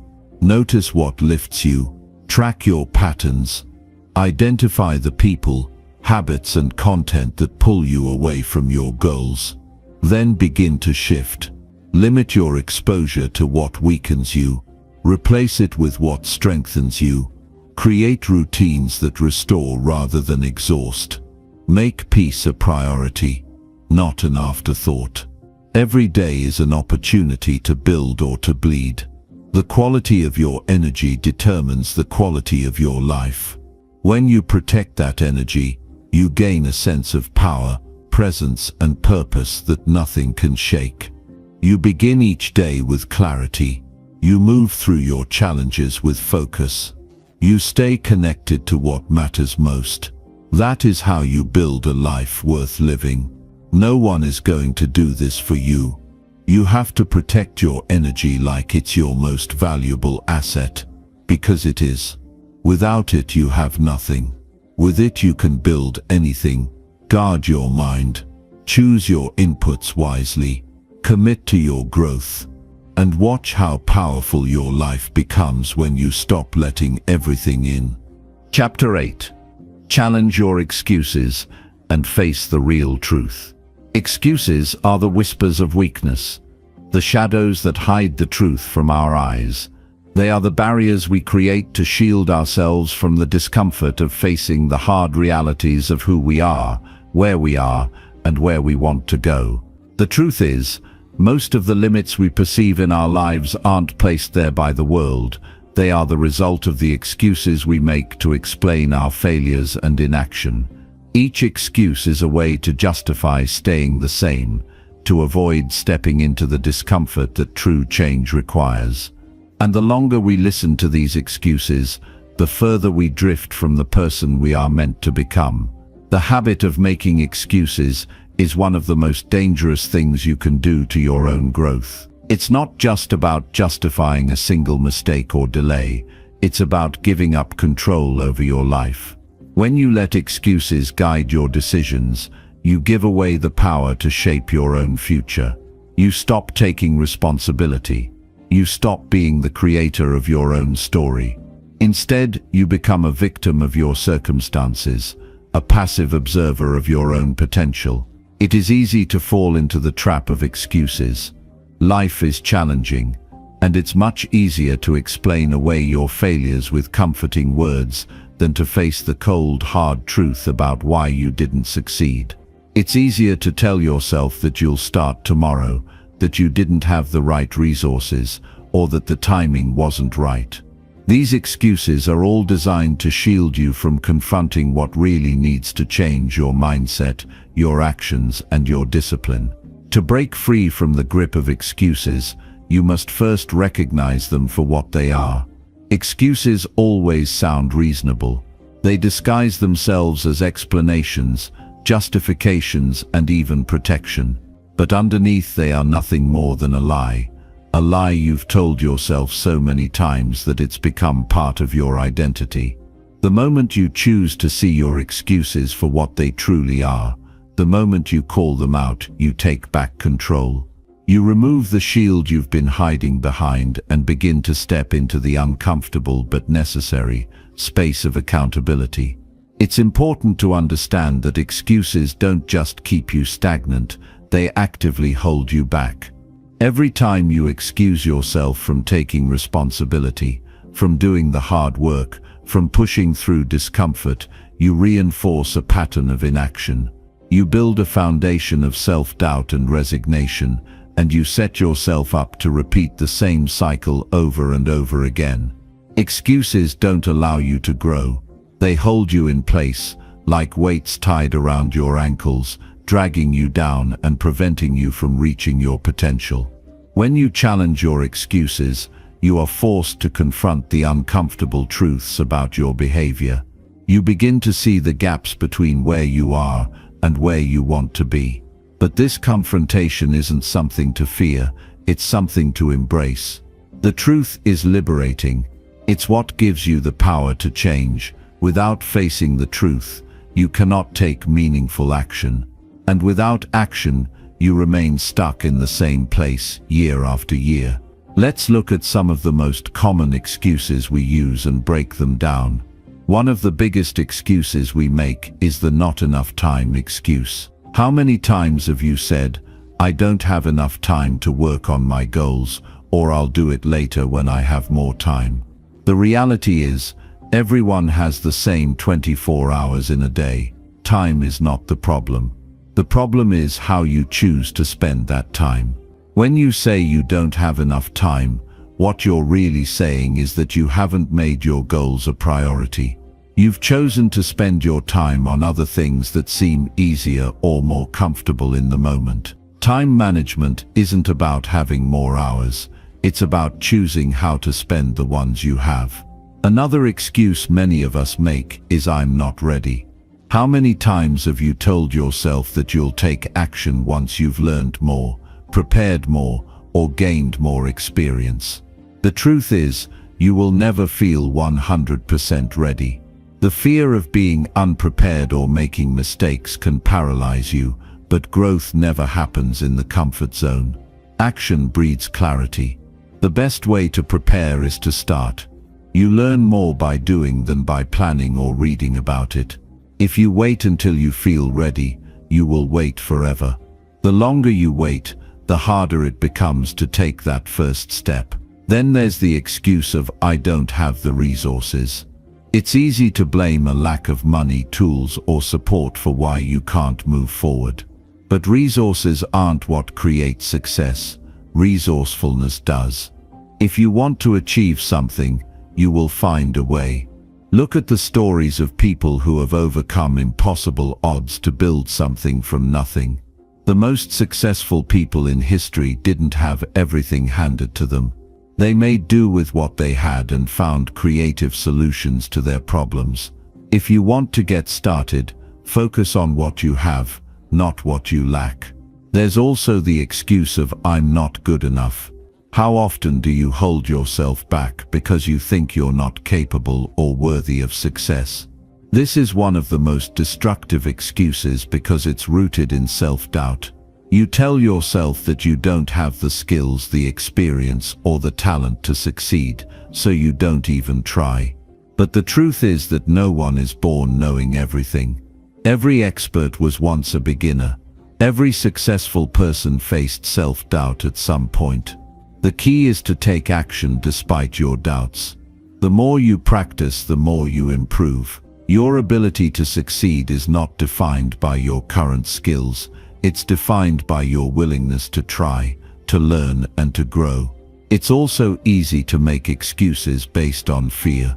Fear of failure, fear of rejection, fear of criticism. Fear is a natural part of the human experience, but it's also one of the most limiting forces in our lives.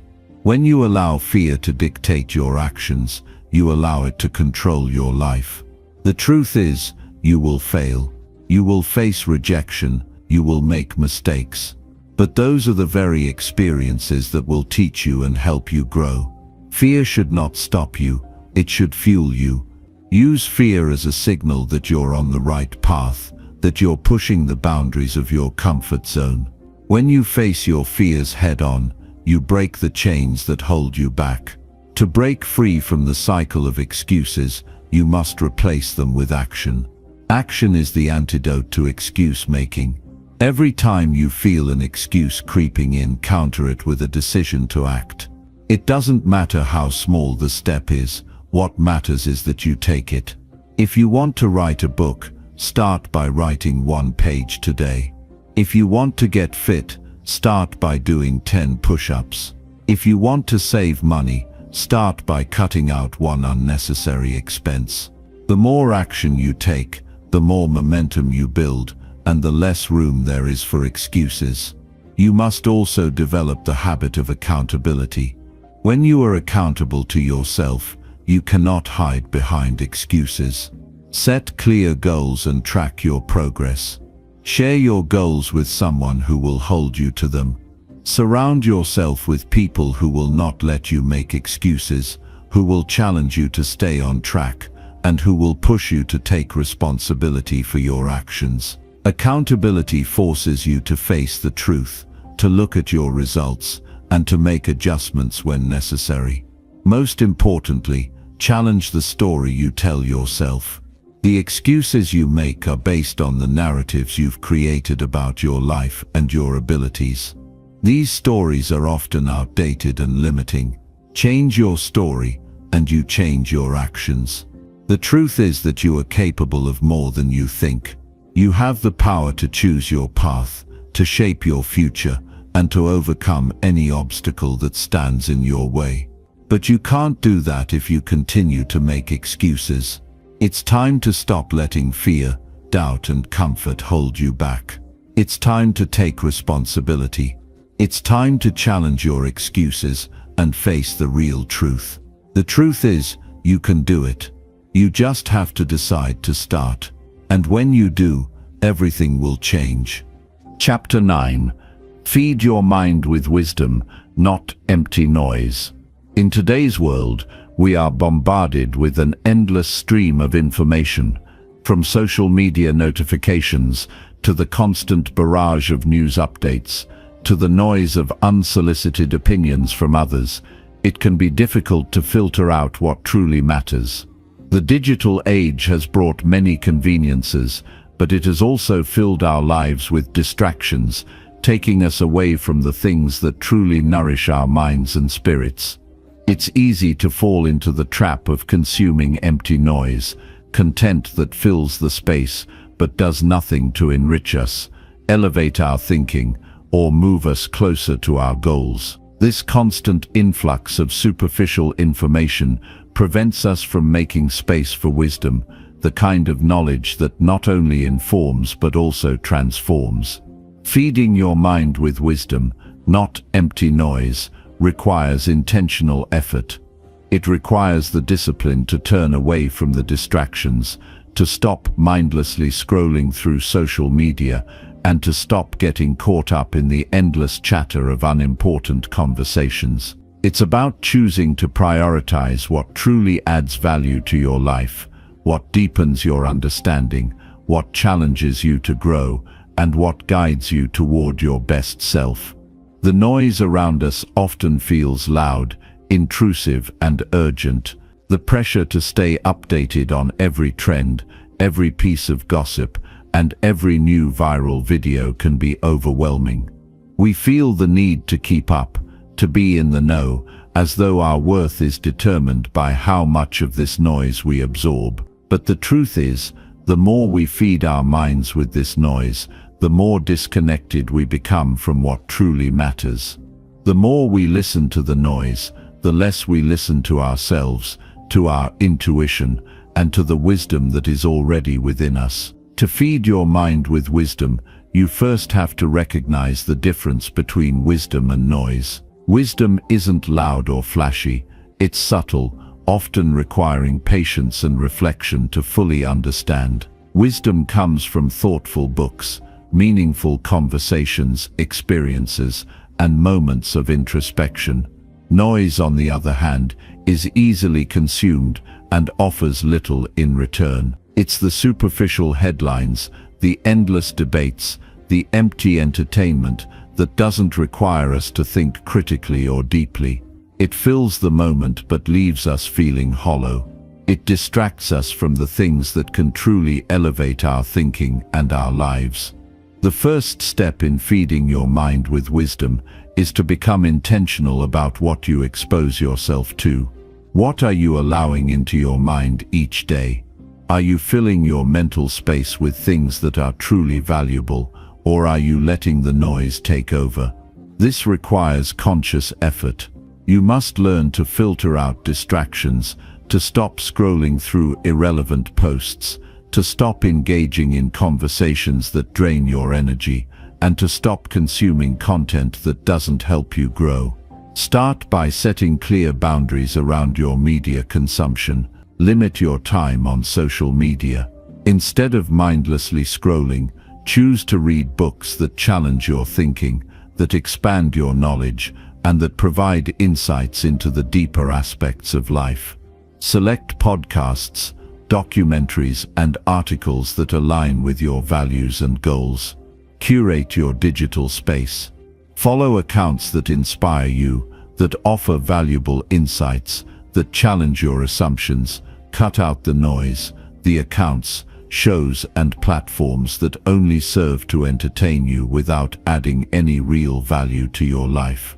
The next step is to become aware of the content that you consume. Just because something is popular doesn't mean it is valuable.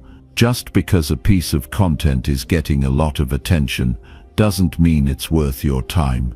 The world's obsession with the trivial, the sensational, and the immediate gratification of clickbait has made it more difficult to find real wisdom in the noise. But wisdom doesn't thrive on sensationalism. It is found in the quiet moments, the deep books, the teachings that challenge us to think more critically, and the experiences that force us to grow. Look at the way you spend your free time. Are you filling it with content that nourishes you mentally, emotionally, and spiritually? Or are you turning to distractions to avoid confronting the deeper questions of your life? One of the easiest ways to fall into the trap of noise is by using entertainment as an escape. It's natural to want to disconnect from the stresses of life, but mindlessly consuming entertainment often prevents us from developing the skills of self-reflection, introspection, and critical thinking. Choose to spend your free time wisely. Engage in activities that help you grow. Read books that challenge your perspective. Listen to podcasts that broaden your horizons. Seek out experiences that deepen your understanding of the world and of yourself. By doing this, you begin to shift the way you engage with the world around you. You stop seeking out distractions and begin to seek out wisdom. Wisdom is also about seeking out people who challenge you to think. The people you spend time with greatly influence your mindset and your growth.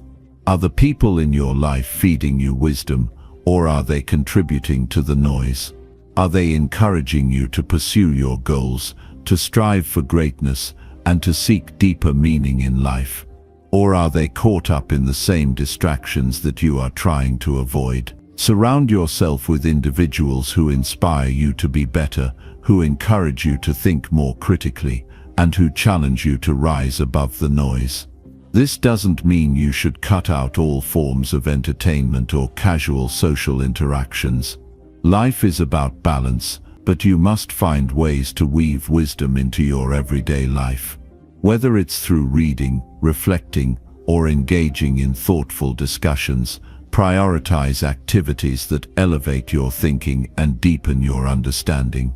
Another key element of feeding your mind with wisdom is mindfulness.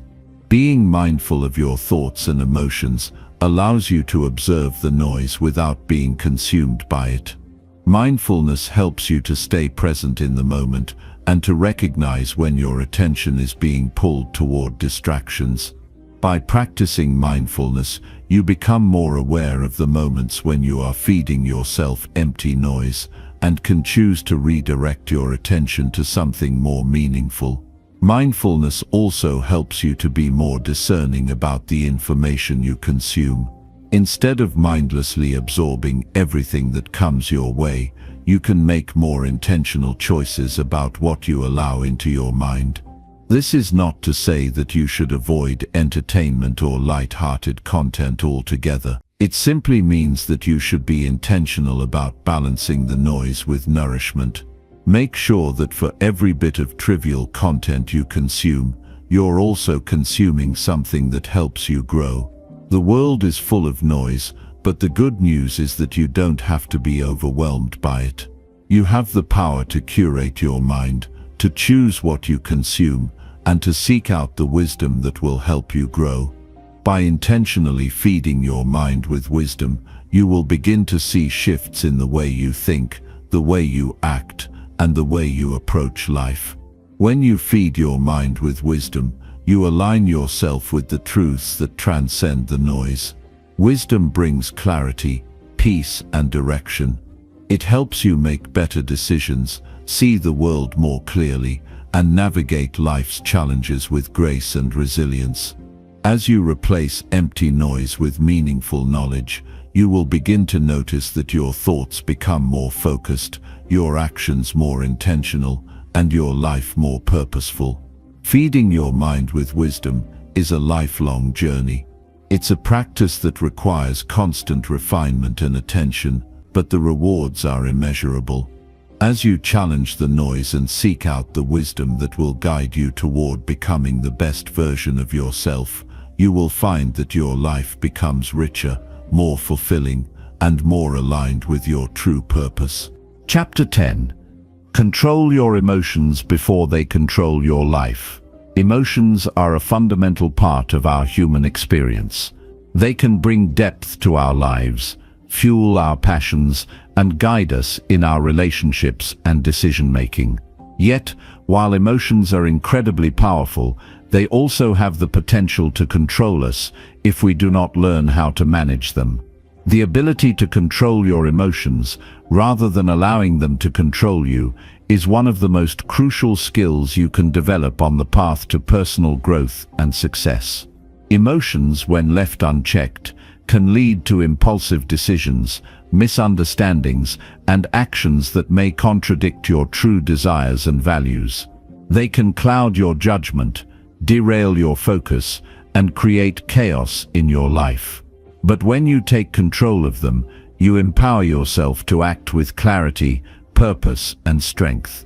The first step in controlling your emotions is to acknowledge that emotions are natural and inevitable. They are not inherently good or bad, but rather responses to our thoughts, perceptions, and experiences. What becomes critical then is not whether we experience emotions, but how we respond to them. Emotions themselves are not the problem. It's our reaction to them that can create issues. Too often, we react impulsively, letting our emotions drive our decisions, instead of pausing to consider how we want to respond. This impulsive reaction is what often gets us into trouble. When emotions take over, it can feel as though we are no longer in control. Anger, frustration, fear, and even excitement can all cloud our ability to think clearly. In these moments, it's easy to act in a way that we later regret. The key to emotional control, therefore, is developing the self-awareness to recognize when your emotions are rising and learning to pause before acting. This is not about suppressing your emotions or pretending they don't exist. Instead, it's about creating space between the emotion and your response. This space allows you to choose how you want to react, instead of being swept away by the intensity of the feeling. Developing emotional control begins with self-awareness. This is the foundation of emotional intelligence, understanding what you are feeling and why. The more you understand the source of your emotions, the easier it will be to manage them. For example, if you feel anger rising within you, take a moment to pause and ask yourself why you feel angry. Is it because of an external event, or is it rooted in an underlying thought or belief? Are you angry because you feel disrespected, or is there something deeper at play, such as insecurity or fear? Understanding the root of your emotions allows you to address the underlying issue rather than simply reacting to the surface-level emotion. Once you have a better understanding of the emotion itself, you can begin to gain control over how you respond. In moments of intense emotion, it's helpful to practice mindfulness techniques. Mindfulness involves being present in the moment and observing your thoughts and feelings without judgment. When you feel yourself becoming overwhelmed by an emotion, take a deep breath and focus on your breath. Allow yourself to detach from the emotion, just for a moment, and observe it from a distance. This creates space between the emotion and your response, allowing you to regain control. As you practice mindfulness, you will begin to notice that you can create a gap between feeling and reaction. This gap is where your power lies. Another critical aspect of emotional control is learning to manage your thoughts. Our emotions are often triggered by the way we interpret events. For instance, if someone criticizes you, your immediate emotional response may be anger or defensiveness. But if you take a step back and reframe the situation, you may realize that the criticism is an opportunity for growth, rather than an attack on your character. Reframing your thoughts can change the emotional energy you feel and give you a clearer perspective on how to act. By changing the way you think about a situation, you change the emotional experience associated with it.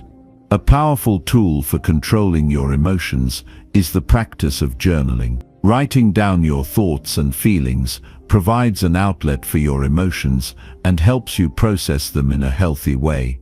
When you write, you are forced to slow down and reflect on your internal state, which can give you clarity and insight. You may find that simply writing about your emotions helps you to release them and regain a sense of calm. Journaling also allows you to track your emotional patterns over time, helping you identify triggers and learn how to manage your emotional responses more effectively. Another way to gain emotional control is through physical exercise. When you're feeling overwhelmed by emotions, physical movement can serve as a powerful tool for releasing pent-up energy. Exercise increases the production of endorphins, which are natural mood elevators, and helps to reduce stress. Engaging in regular physical activity can also improve your overall emotional resilience, making it easier to handle difficult situations without becoming emotionally overwhelmed. Whether it's running, yoga, or simply going for a walk, exercise helps to release the tension that often accompanies intense emotions and brings you back into balance. In addition to physical activity, practicing gratitude can be an incredibly effective way to control your emotions. When you're caught up in negative emotions, such as frustration or sadness, it's easy to focus on what's going wrong in your life. However, shifting your focus to gratitude can help you shift your emotional state. Gratitude encourages you to look at the positive aspects of your life, and it fosters a mindset of abundance rather than lack.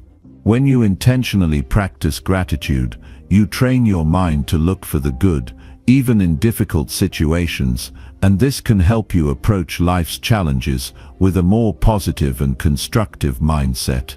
It's also essential to recognize that you are not your emotions. Emotions are temporary, they come and go. What you feel in one moment does not define you, and it does not dictate your future actions.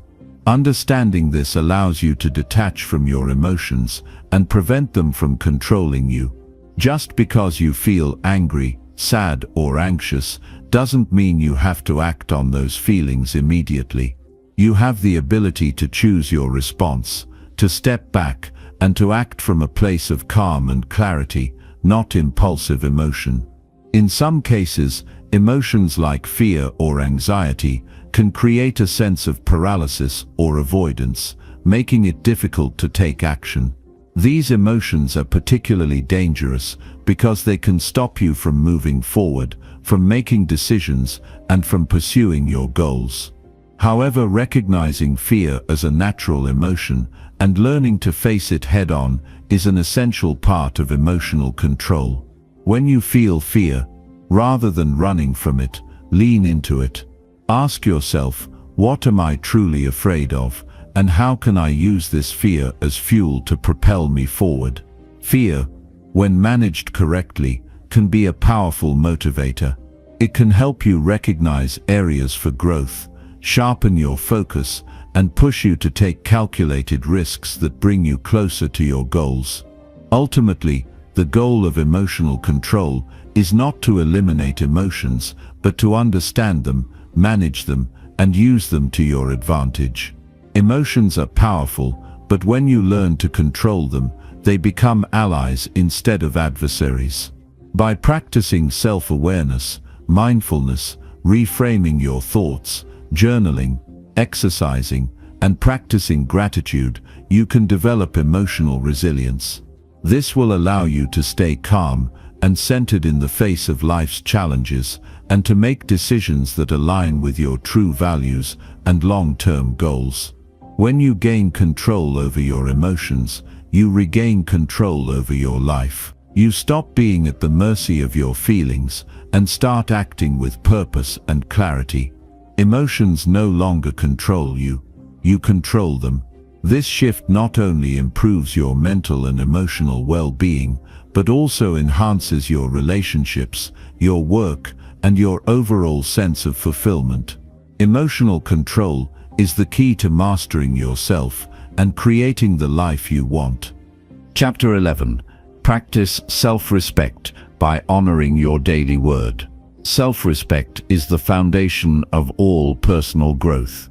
It's the silent but powerful force that shapes our behavior, our decisions, and how we navigate life. One of the most profound ways to practice self-respect is by honoring your word. In a world filled with distractions and external pressures, it's easy to make promises to ourselves and others, but much harder to keep them. Yet, our word is all we truly have. If we cannot trust ourselves to follow through on the commitments we make, we lose faith in our own integrity, and with that, our self-respect begins to erode. When you make a commitment, whether it's a small task or a significant goal, it's a reflection of your personal integrity. To honor your word is to show yourself and the world that you are someone who can be trusted, someone who stands by their commitments. It might seem simple, but the act of keeping promises to yourself is one of the most powerful ways to cultivate self-respect. It requires discipline, focus, and a deep sense of responsibility. When you fail to follow through on what you say you will do, not only do you let down others, but you betray your own trust. In the long run, this erodes your self-worth and hinders your personal growth. The relationship we have with ourselves is the most important one we will ever have. If we do not keep our word to ourselves, it sends a message that we do not value ourselves enough to honor the promises we make. Every time you break a promise, you are teaching yourself that it's okay to ignore your own needs and desires. You teach yourself that your goals, aspirations, and commitments are not worthy of your full attention or dedication. This gradually chips away at your self-esteem, leaving you feeling less confident and less motivated. On the flip side, When you make an effort to honor your word, you create a cycle of self-respect that strengthens over time. Every time you fulfill a commitment, whether it's waking up early to exercise, finishing a task on time, or sticking to a healthy routine, you build trust with yourself. This trust is the cornerstone of your confidence and your belief in your ability to achieve your goals. The more you honor your word, the more you value your own promises, and the stronger your sense of self-respect becomes. This is a critical aspect of personal growth because it reinforces the belief that you are someone who can be counted on to follow through. However, it's not just about honoring promises to yourself. The commitments we make to others are equally important. In fact, the way you keep your promises to others can often serve as a reflection of how well you respect yourself. If you are constantly letting others down by failing to follow through on your commitments, it may be a sign that you are not respecting your own needs and boundaries. By honoring your word to others, you also demonstrate that you value your relationships and that you understand the importance of trust in building strong, meaningful connections. When you honor your word, you also demonstrate accountability. Accountability is the glue that holds your intentions and actions together. Without accountability, even the best intentions can be wasted. When you commit to a goal and follow through, you are taking responsibility for your life and your actions. You are not waiting for external circumstances to change, nor are you relying on someone else to hold you accountable. You are taking ownership of your success and recognizing that you are the one in control of the decisions you make. But honoring your word doesn't mean making commitments you cannot realistically keep. Part of self-respect involves being honest with yourself about what you are capable of and what you can reasonably achieve. This means setting goals and making promises that are within your capacity to fulfill. If you set yourself up for failure by overcommitting or by making promises you cannot keep, you only undermine your own self-respect. It's far more empowering to make smaller, achievable promises to yourself and to others, and to honor those fully, than to set lofty, unrealistic goals that are bound to remain unfulfilled. To honor your word requires a high level of discipline. It's easy to make promises when you are feeling motivated or inspired, but what about when the initial excitement fades or when distractions and challenges arise? True self-respect comes when you honor your word even when you don't feel like it. This is where the power of consistency lies. When you commit to a routine, a habit, or a goal, you are committing to a process of showing up, regardless of your emotional state or external circumstances. It's this consistency that builds the foundation of your success, and it's the consistency that, over time, strengthens your self-respect. Part of the discipline of honoring your word is learning how to manage your time and energy effectively. Time is a resource that we often take for granted, but it is one of the most important assets we have. When you make a commitment, you are committing to spend your time and energy in a certain way. If you fail to manage your time properly, you may find yourself overwhelmed and unable to keep your word. On the other hand, when you learn to prioritize, plan, and manage your time efficiently, you are more likely to honor the commitments you make. This not only builds self-respect, but also increases your productivity and overall sense of accomplishment. One of the most powerful aspects of honoring your word is that it helps you build momentum. When you follow through on one commitment, it becomes easier to honor the next one. Each success builds upon the previous one, creating a sense of accomplishment and motivation. This is why it's so important to start small. Commit to something you can easily achieve, and once you succeed, build on that success. Over time, you will find that honoring your word becomes second nature. The discipline you cultivate will translate into every area of your life, and your self-respect will continue to grow. It's important to remember that no one is perfect.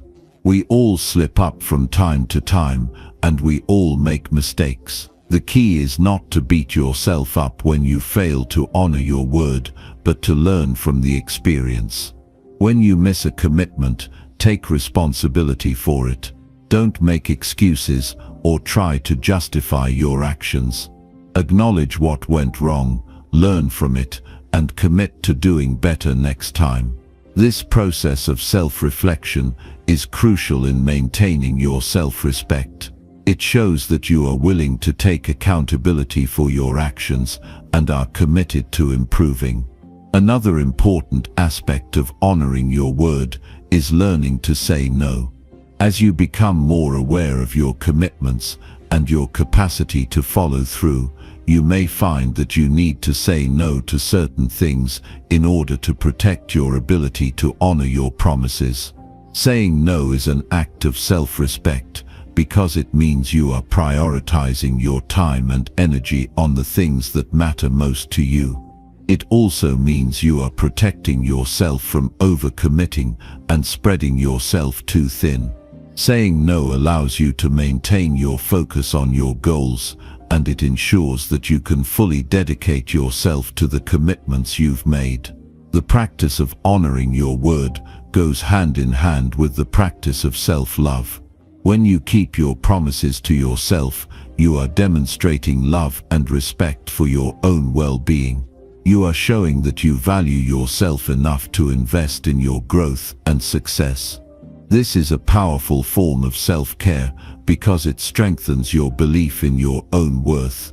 The more you honor your word, the more you reinforce the belief that you are capable, responsible, and deserving of success.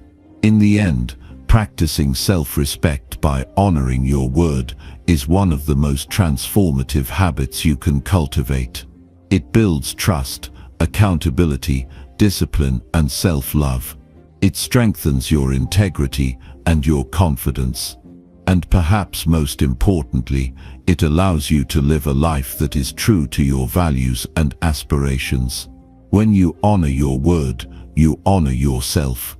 This simple practice can be the key to unlocking your full potential and living a life of purpose, clarity, and self-respect. Every promise you keep adds to your strength and resilience, and with each one, you create a deeper connection with the most important person in your life. Chapter 12. Build mental toughness by doing hard things daily. Mental toughness is not something that comes naturally or easily to most people. It is something you develop over time through consistent, deliberate practice. It is the ability to withstand and thrive under pressure, to persevere in the face of adversity, and to continue moving forward despite the challenges you encounter. Mental toughness is a trait that is developed, not inherited. It is cultivated by regularly engaging in difficult, uncomfortable situations that push you beyond your comfort zone. Building mental toughness doesn't happen overnight, but the more you challenge yourself and push yourself to do hard things every day, the stronger you become. To truly build mental toughness, you need to take intentional steps to expose yourself to discomfort and difficulty. It is through facing challenges that you build resilience. Resilience is the capacity to recover quickly from difficulties, and it is a cornerstone of mental toughness. When you take on hard tasks, you stretch your mental limits and develop a deeper understanding of your own strength.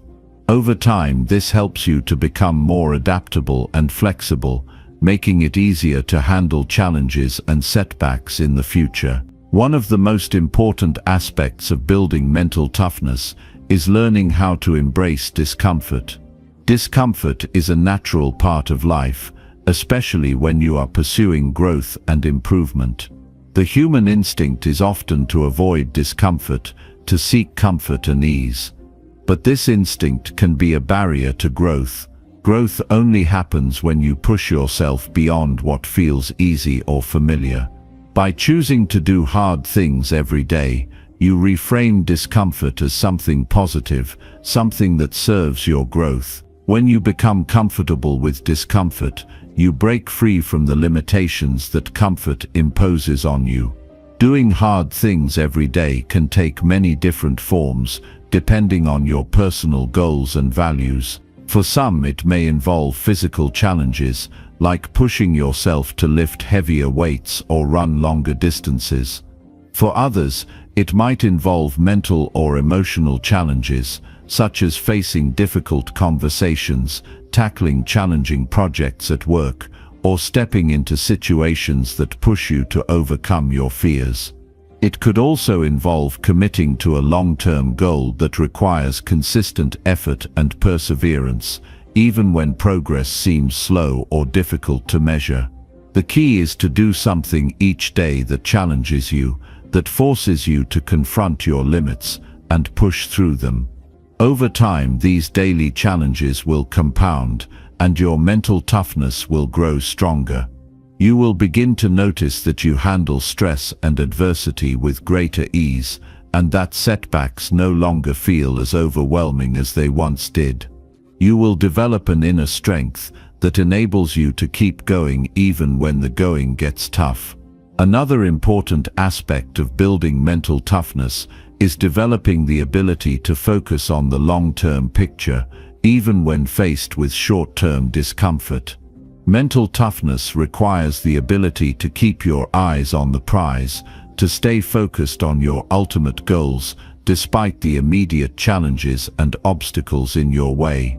It is easy to get discouraged when things are difficult, but true mental toughness lies in your ability to keep moving forward, no matter how difficult the journey may seem. When you push through discomfort and face challenges head-on, you are learning how to manage your mind and emotions. One of the key components of mental toughness is emotional regulation. This involves the ability to manage your emotional reactions in the face of stress, frustration, or pain. Instead of letting negative emotions dictate your actions, mental toughness allows you to respond to challenges with calm and clarity. This doesn't mean that you suppress or ignore your emotions. It simply means that you learn how to manage them in a way that empowers you rather than derailing you. A key aspect of emotional regulation is learning to stay present in the moment. When you're facing a difficult situation, it's easy for your mind to race with negative thoughts, fear, or self-doubt. These thoughts can make it even harder to stay focused and push through the challenge. Mental toughness involves recognizing these negative thoughts without letting them control you. By staying grounded in the present moment and focusing on what you can control, you develop the mental strength to keep going, even when your emotions are telling you to quit. Another way to build mental toughness is through consistency. Mental toughness isn't about occasional bursts of effort. It's about showing up every day and committing to the process. It's about doing hard things consistently, even when you don't feel like it, even when progress seems slow, and even when it feels like the path ahead is filled with obstacles. Consistency is what builds the foundation of mental toughness. It's what turns difficult challenges into habits and routines. The more you commit to doing hard things every day, the more natural it becomes, and the more resilient you become in the face of adversity. This consistency also requires the ability to push through failure. No matter how mentally tough you become, there will always be setbacks and failures along the way. The key is not to let failure defeat you. Instead, use failure as an opportunity to learn and grow. When you fail, you don't lose. You simply learn what didn't work and adjust your approach moving forward. Every failure is a stepping stone towards success, and every failure builds your mental toughness by teaching you to persevere and adapt. It's also important to recognize that mental toughness is not about being perfect. It's not about being immune to fear, doubt, or pain. It's about how you respond to those feelings. It's about your ability to keep moving forward, even when you're afraid, when things get difficult, or when you feel like giving up. Building mental toughness is about developing the resilience to face whatever life throws at you, and it's something you can only do by challenging yourself every single day. One way to measure your progress in building mental toughness is by the way you respond to setbacks. When you face difficulties, how do you react? Do you give up, or do you find a way to keep going? The stronger your mental toughness, the less likely you are to quit when things get hard. Instead, you learn to adapt, to pivot, and to keep moving forward, even when the path is unclear. The process of building mental toughness is gradual, but it is also deeply rewarding. It's a continuous cycle of growth, where each challenge you face strengthens you and prepares you for the next one. The more you challenge yourself, the more confident and resilient you become, and as you build your mental toughness, you will find that your ability to handle difficult situations and bounce back from setbacks becomes second nature. You will develop a sense of inner strength and resolve that will serve you in all aspects of your life, from personal relationships to professional achievements. Ultimately, building mental toughness by doing hard things daily is a lifelong process. It's about continually pushing yourself to be better, to face your fears, and to tackle the challenges that come your way. With each step forward, you grow stronger, more resilient, and more capable of handling whatever life throws at you. And in the end, the hard things you do every day will become the foundation of your success, helping you build the mental toughness you need to achieve your greatest goals. Chapter 13. Push past comfort and grow through small discomforts. Growth never happens in the safety of comfort. It comes when you step out and push beyond the boundaries of what feels easy. Comfort has a way of lulling us into complacency, making us believe that stagnation is acceptable, that we can settle for less because things aren't too bad. But real transformation, the kind that takes you to the next level in your life, your career, and your personal development, doesn't come from staying within the confines of comfort. It comes from pushing past it. This is where discomfort plays a crucial role in your journey. Discomfort is the gateway to growth. It's the friction that forces your muscles, both physical and mental, to strengthen. But here's the thing, you don't need to go for dramatic leaps right away. Small, manageable discomforts, faced consistently, are more than enough to build momentum and create lasting change. Each small step you take out of your comfort zone adds up. What you don't realize in the moment is that each of those small acts of discomfort creates a foundation of resilience that will sustain you during the bigger challenges. Life inevitably throws your way. The idea of growth through discomfort isn't new. It's been echoed through centuries of philosophy, self-development, and even science. Consider this: muscles don't grow without the stress of resistance. Similarly, you don't develop mental toughness or resilience without enduring life's small challenges. By pushing yourself past what's comfortable in small ways, you cultivate strength. But you can't grow if you avoid discomfort altogether. The key is to face small discomforts daily, choosing to endure them and learning to find peace within them. Think of discomfort as a tool for progress.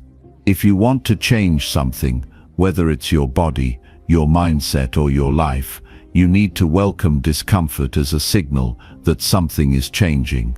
But discomfort comes in many forms. It's not just about physical challenges.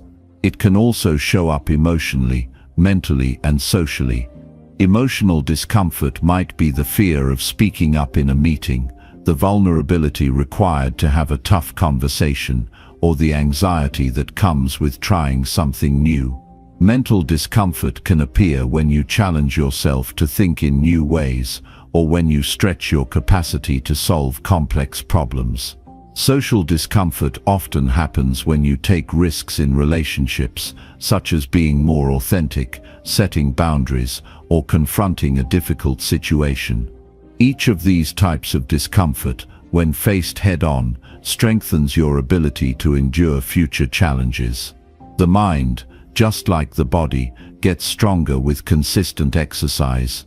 And just as you wouldn't expect to lift a heavy weight without first conditioning your muscles, you can't expect to overcome life's bigger challenges without first facing smaller discomforts. The more you push yourself to do hard things, whether they're physical, emotional, or mental, the more you become accustomed to discomfort.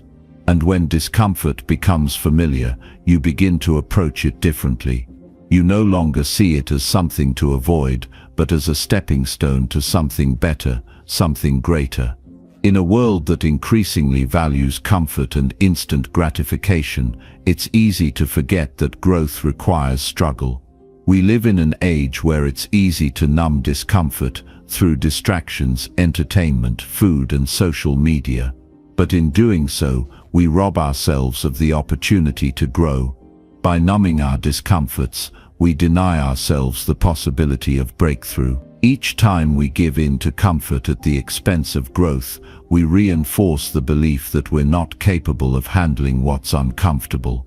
The more we choose comfort, the more we miss out on opportunities to stretch and expand our limits. The true test of your growth comes when you face discomfort head-on, without hesitation. Each time you resist the urge to back down and instead lean into discomfort, you train yourself to handle bigger challenges in the future. Discomfort becomes less intimidating. You begin to realize that it's not the discomfort itself that holds you back, but your perception of it. When you stop seeing discomfort as something negative and start seeing it as a necessary part of the journey, you unlock the potential to grow exponentially. One of the most powerful ways to push past comfort is to establish small, consistent actions that require you to step outside your comfort zone daily. These actions don't have to be monumental or life-altering, they just need to be challenging enough to make you feel uncomfortable. The key is consistency. Growth doesn't come from occasional efforts, it comes from small, consistent steps taken every day. Over time, the discomfort you feel today becomes a source of strength tomorrow. For example, you might decide to take a cold shower in the morning. It's uncomfortable, but it's a small way to push yourself past what feels easy. Or you might choose to make that difficult phone call you've been putting off. The discomfort you feel in the moment will pass, but the confidence you gain from pushing through it will stay with you long after the discomfort is gone. These small discomfort-inducing actions build up over time. They compound in ways you can't always see in the moment. You might not notice the effects on day one or week one, but after months of doing uncomfortable things regularly, you will look back and be amazed at how much you've grown. Your capacity to endure hardship, your resilience, and your mental toughness all strengthen. And with each success, no matter how small, you reinforce the belief that you are capable of handling more than you thought possible. It's important to remember that growth is a process. It's easy to get discouraged when progress feels slow or when discomfort seems overwhelming. But if you continue to show up and do the hard work, the results will eventually follow. The discomfort you feel is not a sign of failure, it's a sign that something inside you is changing. The more you persist, the more you reinforce the neural pathways that help you handle discomfort with grace and strength. Over time, what once seemed difficult will become second nature. In fact, discomfort becomes addictive. The more you push through small challenges, the more you crave them. Your body and mind begin to associate discomfort with growth and progress. You stop avoiding it and start seeking it out. This is when true transformation occurs. When you actively seek discomfort, you no longer wait for it to show up in your life. you create it. And in doing so, you ensure that you are always growing, always expanding, always becoming a stronger version of yourself. There will be days when it feels too hard, when the discomfort is overwhelming, when you question whether it's all worth it. But this is where the power of consistency comes in. Even when you don't feel like pushing through, show up anyway. Do the hard thing. Push past the comfort. It's in those moments when you least feel like doing it that the greatest growth occurs. It's important to reflect on the small steps you take each day to challenge yourself. Look back after a few months or even a year and recognize how far you've come. Realize that you didn't get there by avoiding discomfort, but by embracing it and using it as a tool to fuel your growth. Your future self will thank you for the discomfort you chose to endure today. The path to greatness is not paved with comfort, but with the grit and determination to push past it. Each time you do something that makes you uncomfortable, you step closer to the person you're meant to become. Every small challenge faced is a victory. The key is to stay consistent, to keep showing up, and to push past comfort, no matter how hard it may seem. The discomfort you face today is shaping the strength you'll have tomorrow. So challenge yourself every day, embrace the discomfort, and watch yourself grow in ways you never thought possible. Chapter 14. Let go of habits that drain your inner power. To build lasting strength and maintain a clear, focused mind, it is essential to let go of habits that drain your energy and weaken your resolve. Every day you make decisions, small ones, big ones, that shape your path. The way you spend your time, the things you put into your body, and the actions you repeat, all play a role in determining whether you're building your inner power or letting it slip away.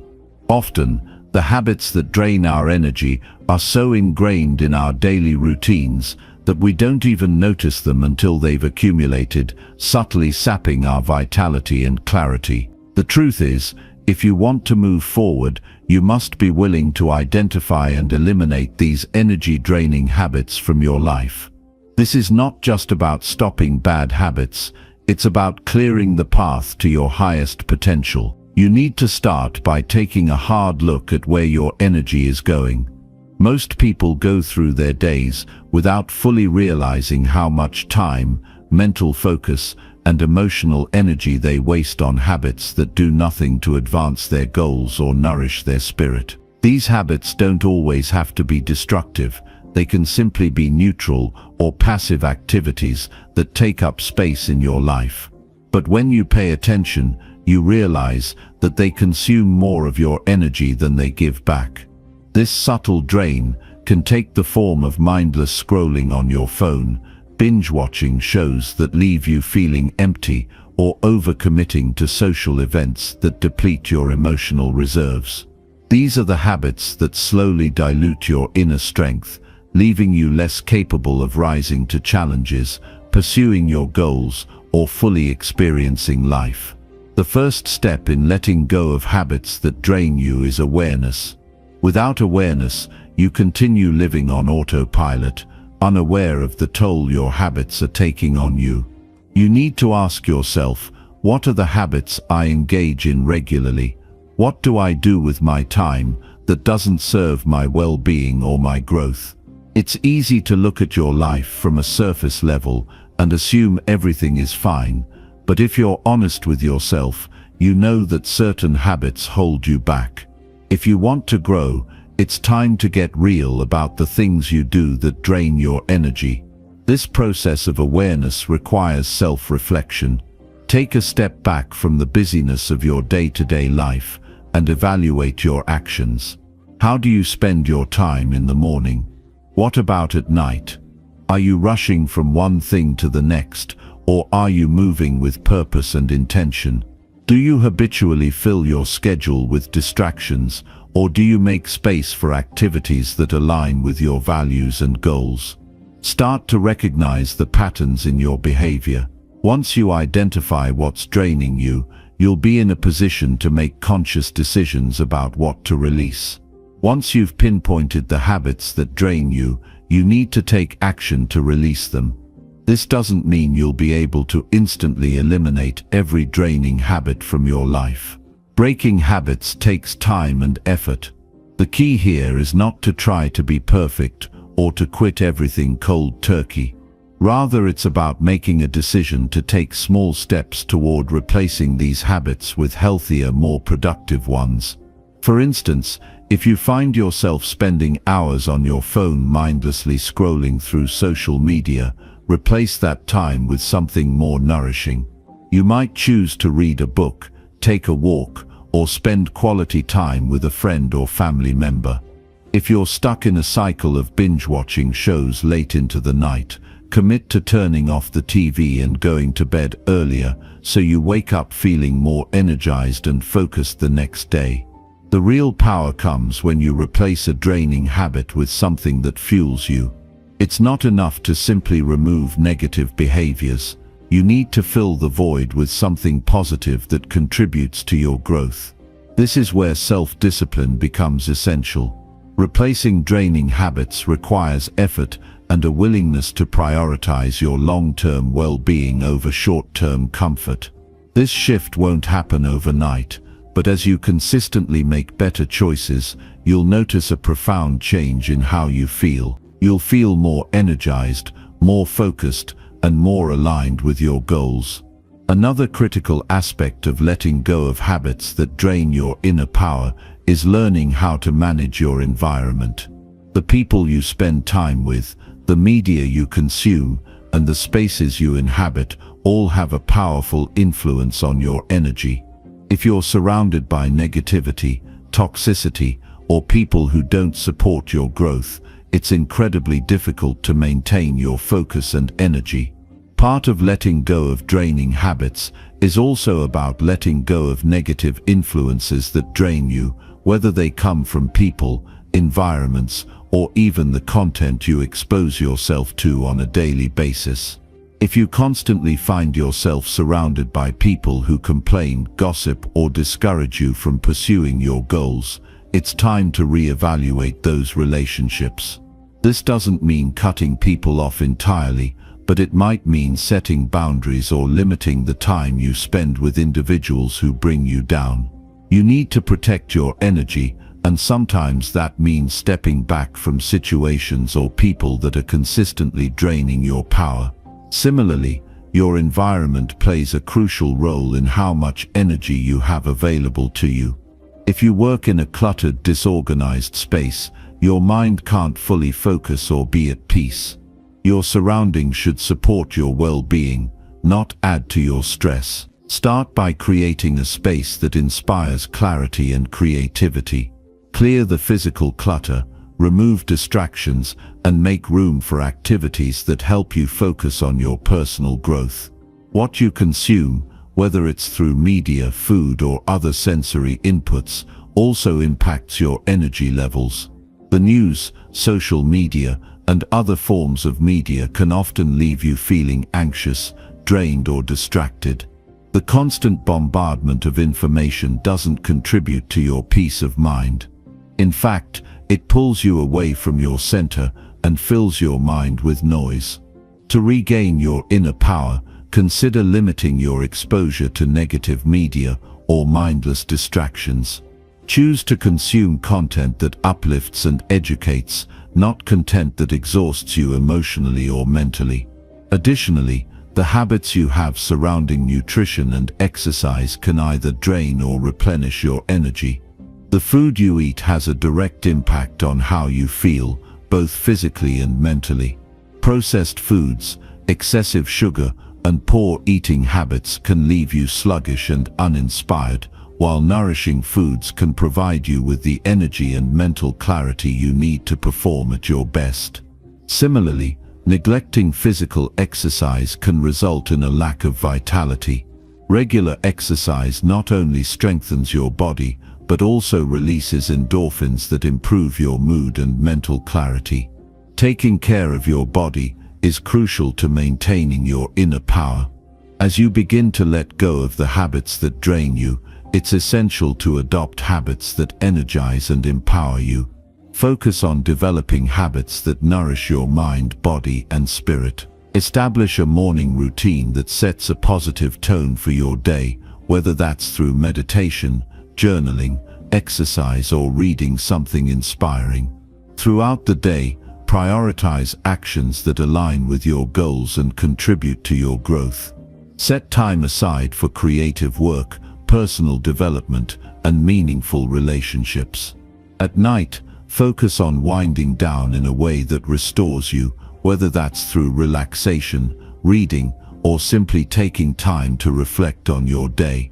The act of letting go of draining habits is not an overnight process. It requires patience, persistence, and self-awareness. But as you begin to eliminate these habits, you'll notice the shift in your energy. You'll feel more vibrant, more focused, and more aligned with your true potential. Your inner power is not something that is given to you, it is something you cultivate through your daily choices and actions. By letting go of habits that drain you and replacing them with habits that empower you, you step into the fullness of who you are meant to be. Chapter 15. Sharpen your focus by removing what is useless. Sharpening your focus is one of the most powerful steps you can take toward creating a life of purpose and success. Focus is a limited resource. It's easy to assume that we have infinite capacity to direct our attention to everything, but the truth is, our minds can only handle so much at once. Every single thing that takes up space in your mind and life, every distraction, every irrelevant task, every unproductive thought, has the potential to rob you of your ability to focus on what truly matters. If you want to take control of your life, to move forward, and to accomplish your goals, the most crucial action you can take is to remove what is useless. The process of sharpening your focus starts with recognizing how much of your time and mental energy is being consumed by things that have no value. These are the things that when you look back at them, you realize they didn't serve any purpose, they didn't help you grow, they didn't help you progress, and they certainly didn't help you create the life you truly desire. These things may not necessarily be bad in themselves, but they are distractions, often camouflaged as necessities or harmless habits. To sharpen your focus, you must begin by ruthlessly eliminating these distractions, regardless of how insignificant they may seem. One of the most powerful forms of distraction is the constant pull of your external environment. The people you surround yourself with, the places you go, and the activities you engage in all play a role in where your focus is directed. If your environment is cluttered, noisy, or filled with distractions, your focus will be scattered. It's like trying to concentrate on reading a book while someone is playing loud music in the background. You can't fully absorb what's on the page because your attention is being drawn elsewhere. The same principle applies to your life. If you're constantly surrounded by distractions, whether that's clutter in your physical space, an overload of notifications, or a constant stream of superficial conversations, your ability to focus on what's important will be compromised. To sharpen your focus, you need to begin with your environment. You must create a space that nurtures clarity and concentration. This could mean decluttering your workspace, turning off notifications on your phone, or setting boundaries with people who drain your energy or waste your time. Another significant drain on your focus is the excessive consumption of information. We live in a world where we're constantly bombarded with new data, new opinions, and new distractions. Information overload has become the norm, and it's easy to fall into the trap of trying to consume everything, from the latest news to social media updates, to endless podcasts or YouTube videos. However, much of this information is useless. It does nothing to advance your goals, improve your mindset, or increase your productivity. In fact, it often does the opposite.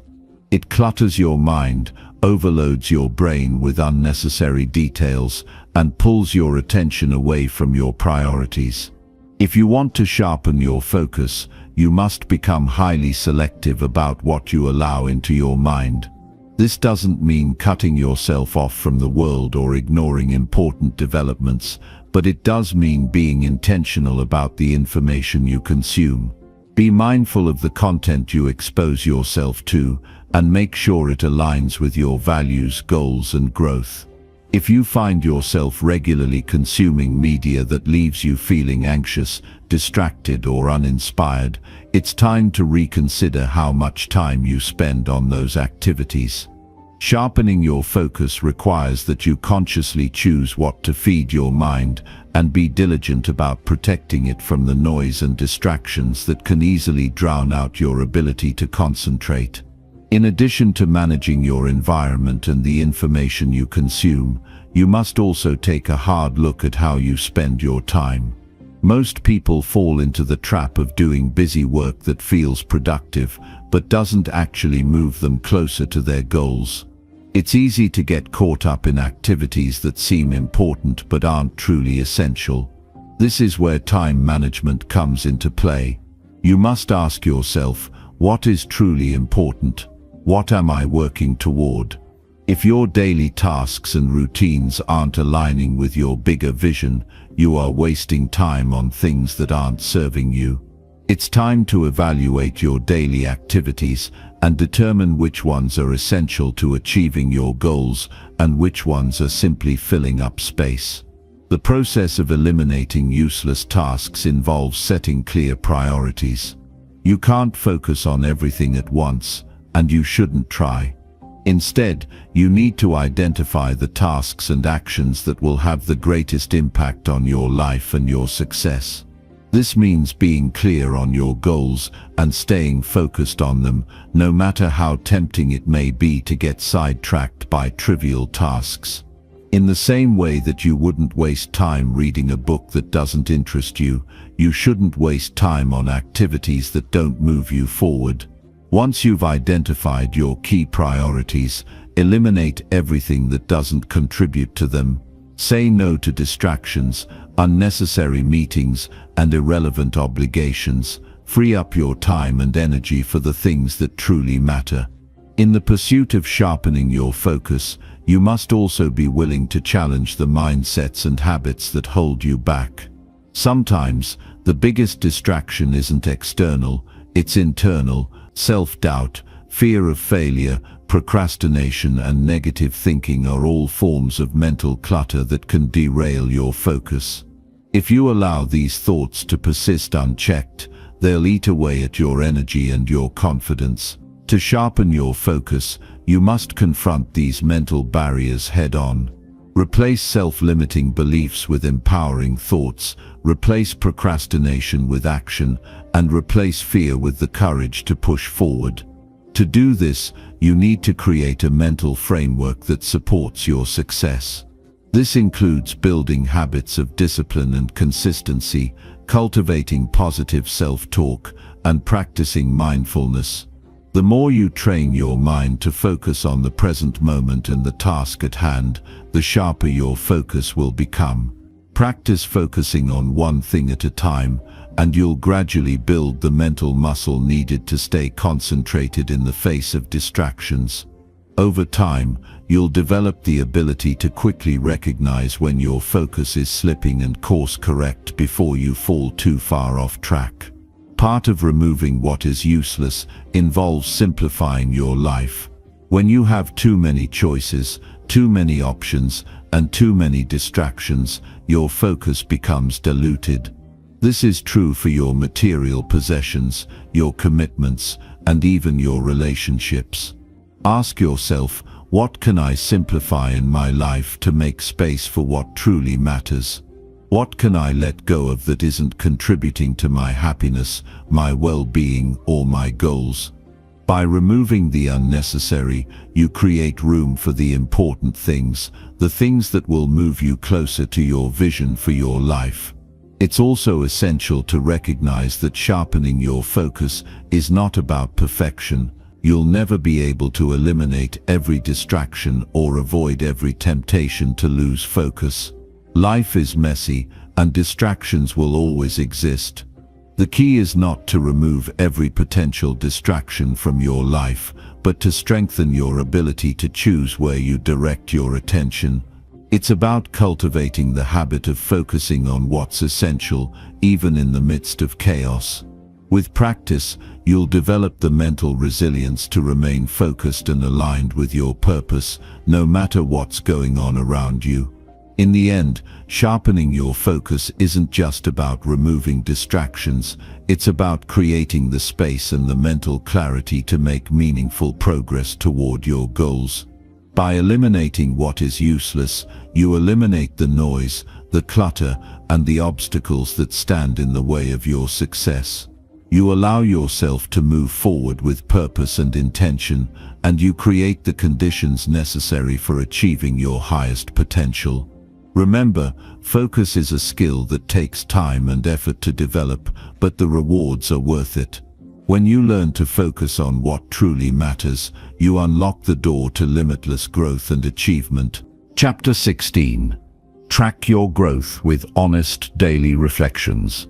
Tracking your growth is one of the most powerful tools you can use to maintain momentum and ensure that your efforts are not only moving you forward, but leading you toward meaningful, lasting change. Growth is often subtle, creeping in unnoticed day by day, and if you don't take the time to reflect on your progress, it can be easy to miss how far you've come. This is why honest daily reflection is crucial.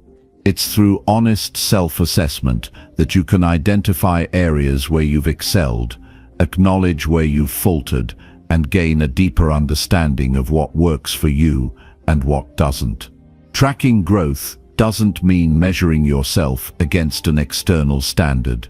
It's not about comparing yourself to others or setting goals based solely on someone else's definition of success. Instead, it's about measuring your progress against your own potential and striving to become the best version of yourself. It's a personal journey, one that requires you to look inward, be honest with yourself, and assess your actions, thoughts, and habits without the bias of perfectionism. If you want to truly grow, you must start by being brutally honest with yourself about where you are and where you want to go. One of the first steps in tracking your growth is establishing a consistent practice of daily reflection.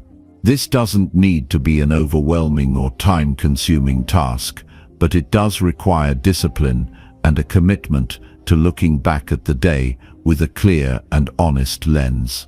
The power of daily reflection is in its consistency. By reflecting every day, you create a habit of self-awareness that allows you to catch small mistakes before they become patterns and celebrate small victories before they slip away unnoticed.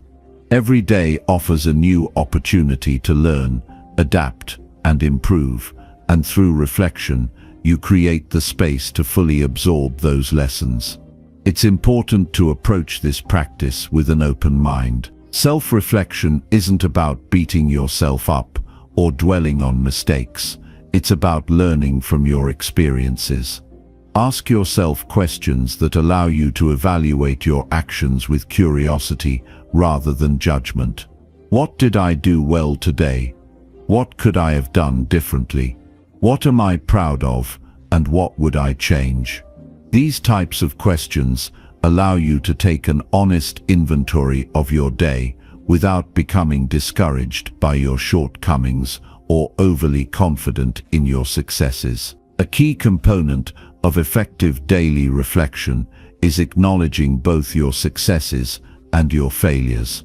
It's easy to look at your mistakes and become disheartened, especially if you feel like you've been working hard without seeing immediate results.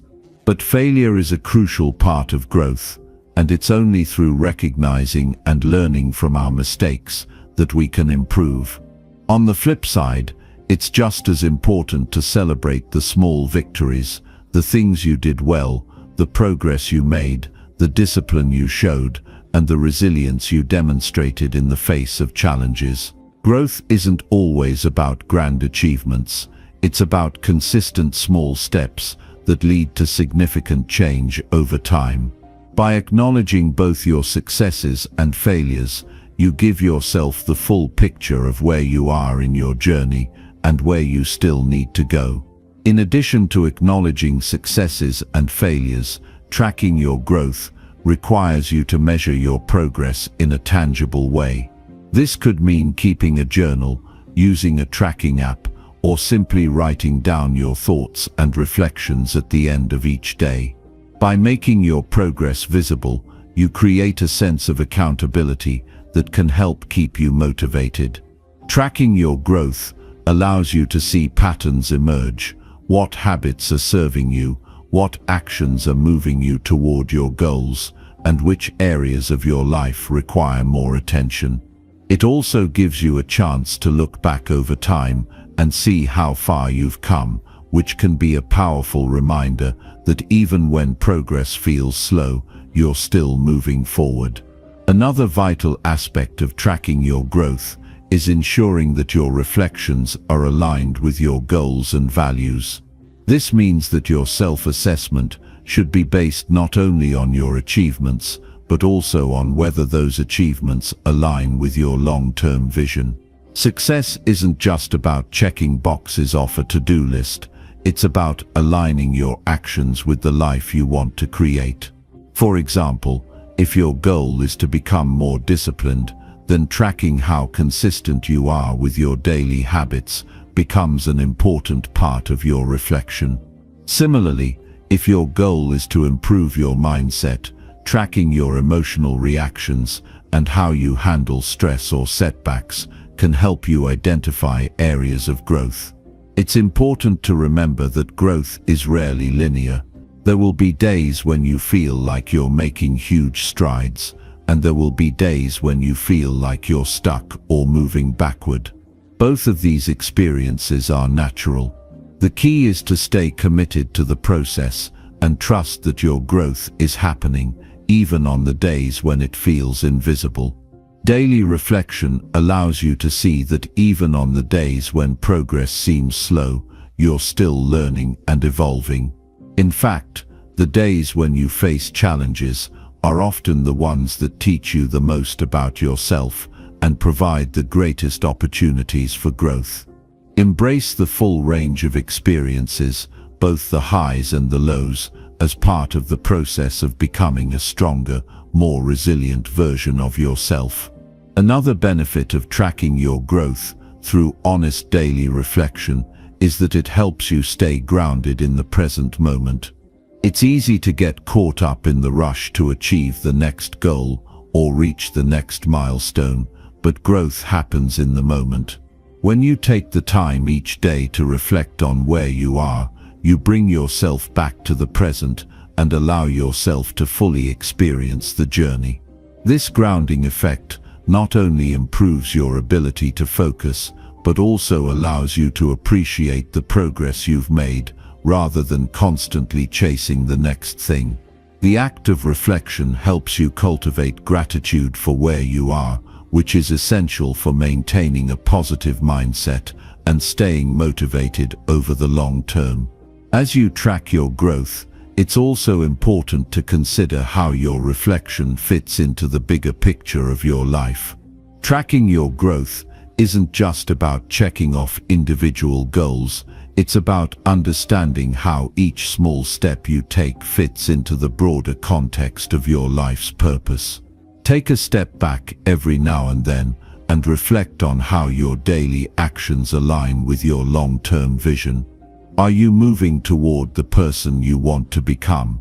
Are your daily choices contributing to the life you want to build? By consistently asking yourself these questions, you can ensure that your daily reflections are helping you stay on track and make adjustments as needed. Over time, the process of daily reflection becomes a powerful tool for self-discovery and personal transformation. As you continue to track your growth with honesty and clarity, you'll begin to notice patterns in your behavior, your thoughts, and your actions.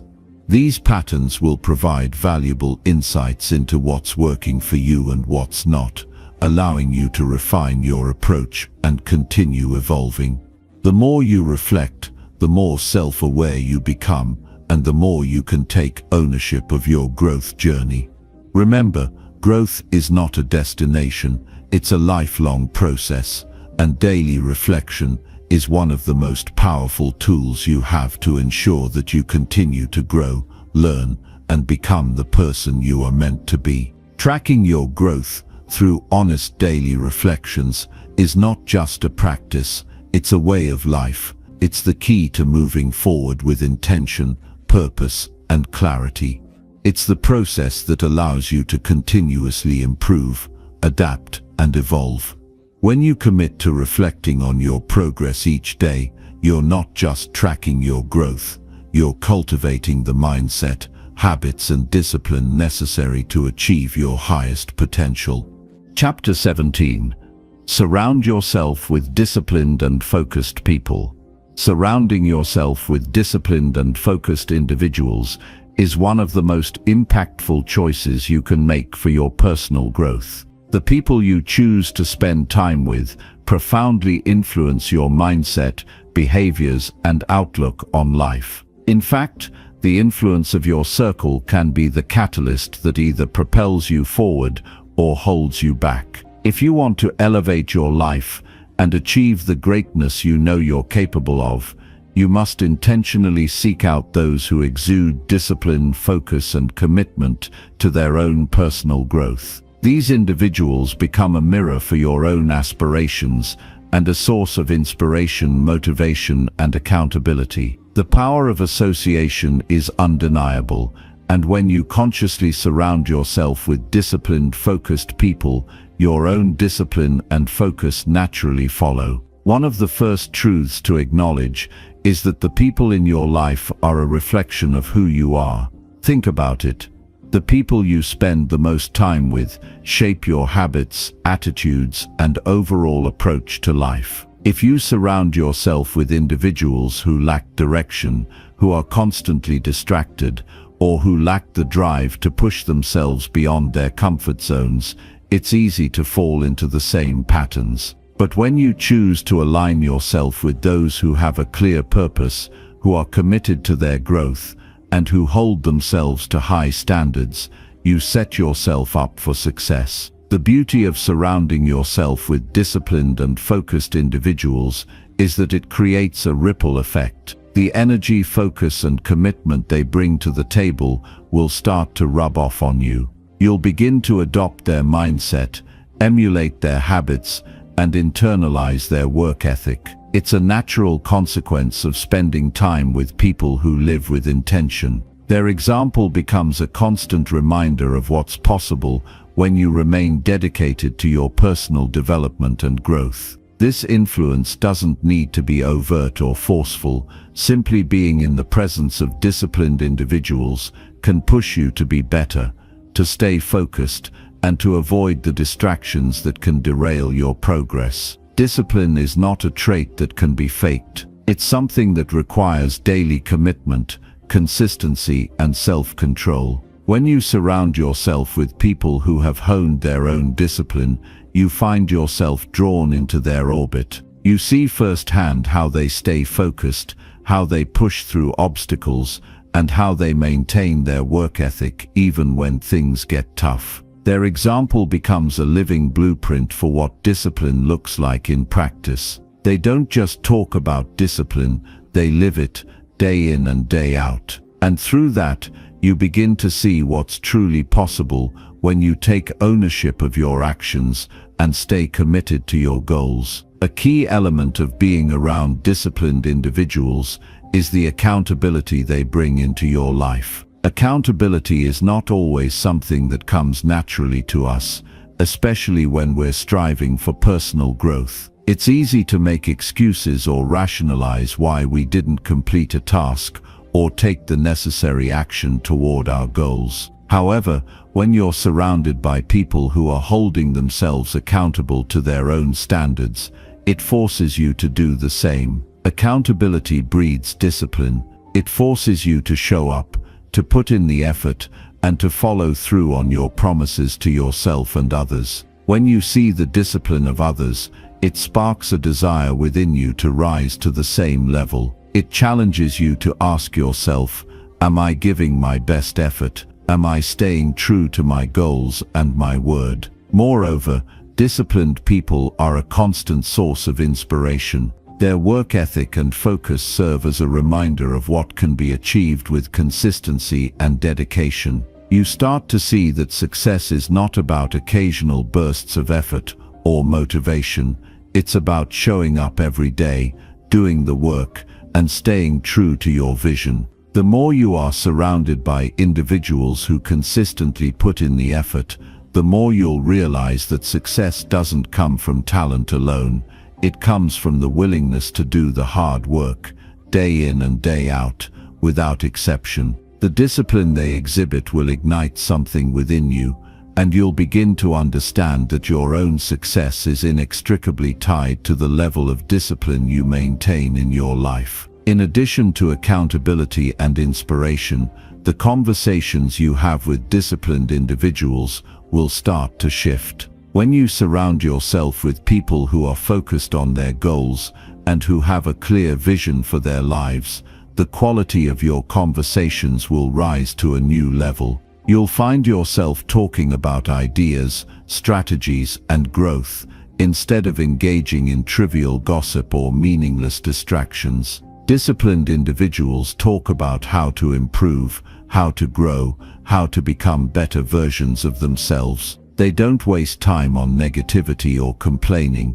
They focus on solutions and action. These conversations become a catalyst for your own personal development as they challenge you to think more critically, more strategically, and more intentionally about your own life and goals. The beauty of surrounding yourself with disciplined people is that it naturally elevates your standards. As you see them living up to their own standards, you begin to reflect on your own. You start to ask yourself, am I truly living up to my potential? Am I settling for less than I'm capable of? Am I holding myself to the highest standards possible? These are the types of questions that arise when you surround yourself with individuals who demand the best from themselves and who expect the same from you. Their influence forces you to confront any complacency in your own life and push beyond your comfort zone. You begin to raise the bar for yourself, knowing that the people around you are expecting nothing less than your best effort. Surrounding yourself with disciplined and focused people also helps to protect you from distractions. Life is full of temptations and distractions that can pull us away from our goals. It's easy to get sidetracked by social media, entertainment, or other things that provide short-term satisfaction, but ultimately detract from our long-term success. However, when you're around people who prioritize their goals, who stay focused, and who value their time and energy, it becomes easier to stay on track. Their presence serves as a constant reminder of the importance of focusing on what truly matters. You become less susceptible to distractions because you're constantly reminded that your time is your most valuable resource, and you must guard it with discipline and focus. The discipline of others can also provide an important sense of community and camaraderie. Personal growth can often feel like a solitary journey, and it's easy to feel isolated when you're striving to improve. But when you surround yourself with people who share your values and goals, you gain a sense of belonging and support. You realize that you're not alone in your pursuit of greatness. Others are on the same path, striving for the same level of excellence. This sense of shared purpose creates a powerful bond and reinforces the idea that growth is not only possible, but also achievable when you have the right support system in place. Ultimately, surrounding yourself with disciplined and focused individuals is one of the best decisions you can make for your personal growth. Their influence will challenge you, inspire you, and push you to be better every day. Through their accountability, example, and support, you will naturally elevate your own standards and take your growth to the next level. The people you choose to surround yourself with shape your future. Choose wisely and make sure you are surrounded by those who will elevate you, inspire you, and help you become the best version of yourself. Chapter 18. Make your actions match your deepest values. When you align your actions with your deepest values, life takes on a sense of clarity and purpose that is unparalleled. It's easy to get caught up in the chaos of day-to-day life, losing sight of what truly matters. Yet, it's in the moments of reflection that we begin to realize how deeply our values shape the decisions we make, the relationships we cultivate, and the goals we pursue. Your values are the internal compass that guides you through life, and when your actions reflect those values, everything starts to fall into place. You feel more confident, more at peace, and more in control. The reason is simple. When what you do on the outside matches what you believe on the inside, you experience a harmony that grounds you in every situation. The reality is that values are not just abstract concepts, they are the bedrock of how we show up in the world. If you value integrity, your actions will reflect that by being honest and doing what's right, even when no one is watching. If you value personal growth, you will seek opportunities to expand your knowledge, develop new skills, and push yourself beyond your comfort zone. The power of aligning your actions with your deepest values is that it creates a life of consistency, where what you do is a direct reflection of who you are and what you stand for. This is not only fulfilling, but it also builds trust with others and strengthens your own self-respect. When your actions match your values, there is a profound sense of authenticity. There's no pretending, no wearing a mask, and no trying to be someone you're not. You're simply being true to who you are, and that authenticity breeds confidence. People are drawn to authenticity. They can sense when someone is genuinely aligned with their beliefs, and they respect that unwavering commitment. Whether you realize it or not, your actions speak louder than your words, and when they reflect your core values, they become a beacon of truth that others can trust. This, in turn, creates deeper, more meaningful connections with those around you. It's easy to get lost in the noise of external expectations, the pressures of society, the opinions of others, and the desire to fit in. But when you start to tune out the distractions and listen to your inner voice, you reconnect with your values. These are the truths that resonate with your soul, the principles that, when followed, lead to a fulfilling and purposeful life. The challenge lies not in discovering these values, but in committing to live them out, day in and day out. The true test of character comes when we are faced with situations that test our integrity, our courage, and our resolve. When we are able to make choices that align with our values, even in the face of discomfort or opposition, we begin to experience the true power of living authentically. Living in alignment with your values isn't always easy.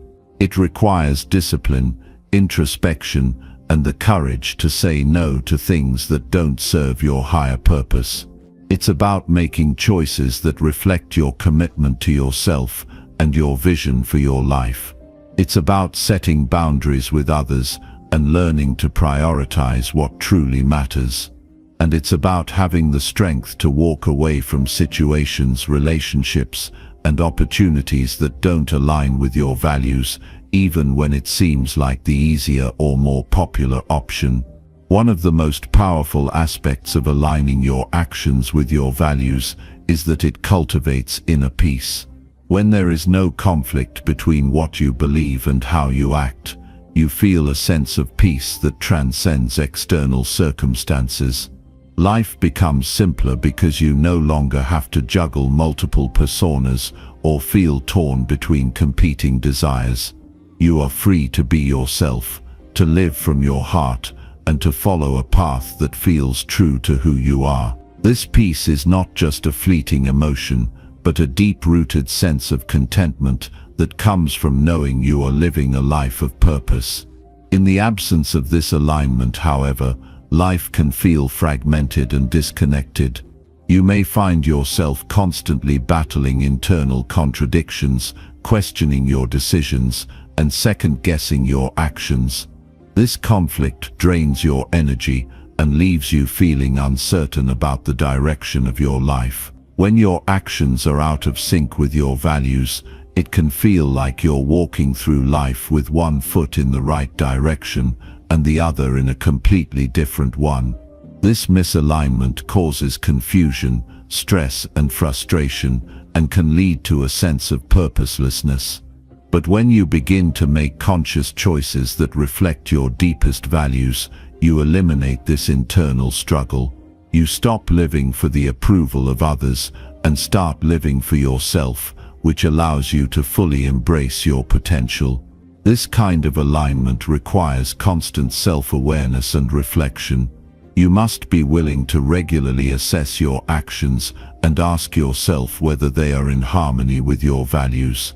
It's a process of checking in with yourself, acknowledging when you've strayed off course, and recalibrating to get back on track.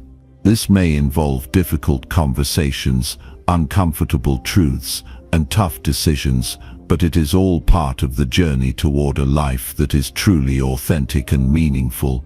It's about being honest with yourself, acknowledging your weaknesses, and continually striving to grow into the person you know you're capable of becoming. To live in alignment with your values also means making sacrifices. You cannot hold on to everything and expect to live a life of true purpose. This may involve letting go of certain relationships that no longer serve your growth, eliminating distractions that pull you away from your goals, or choosing the harder path because it aligns with your principles.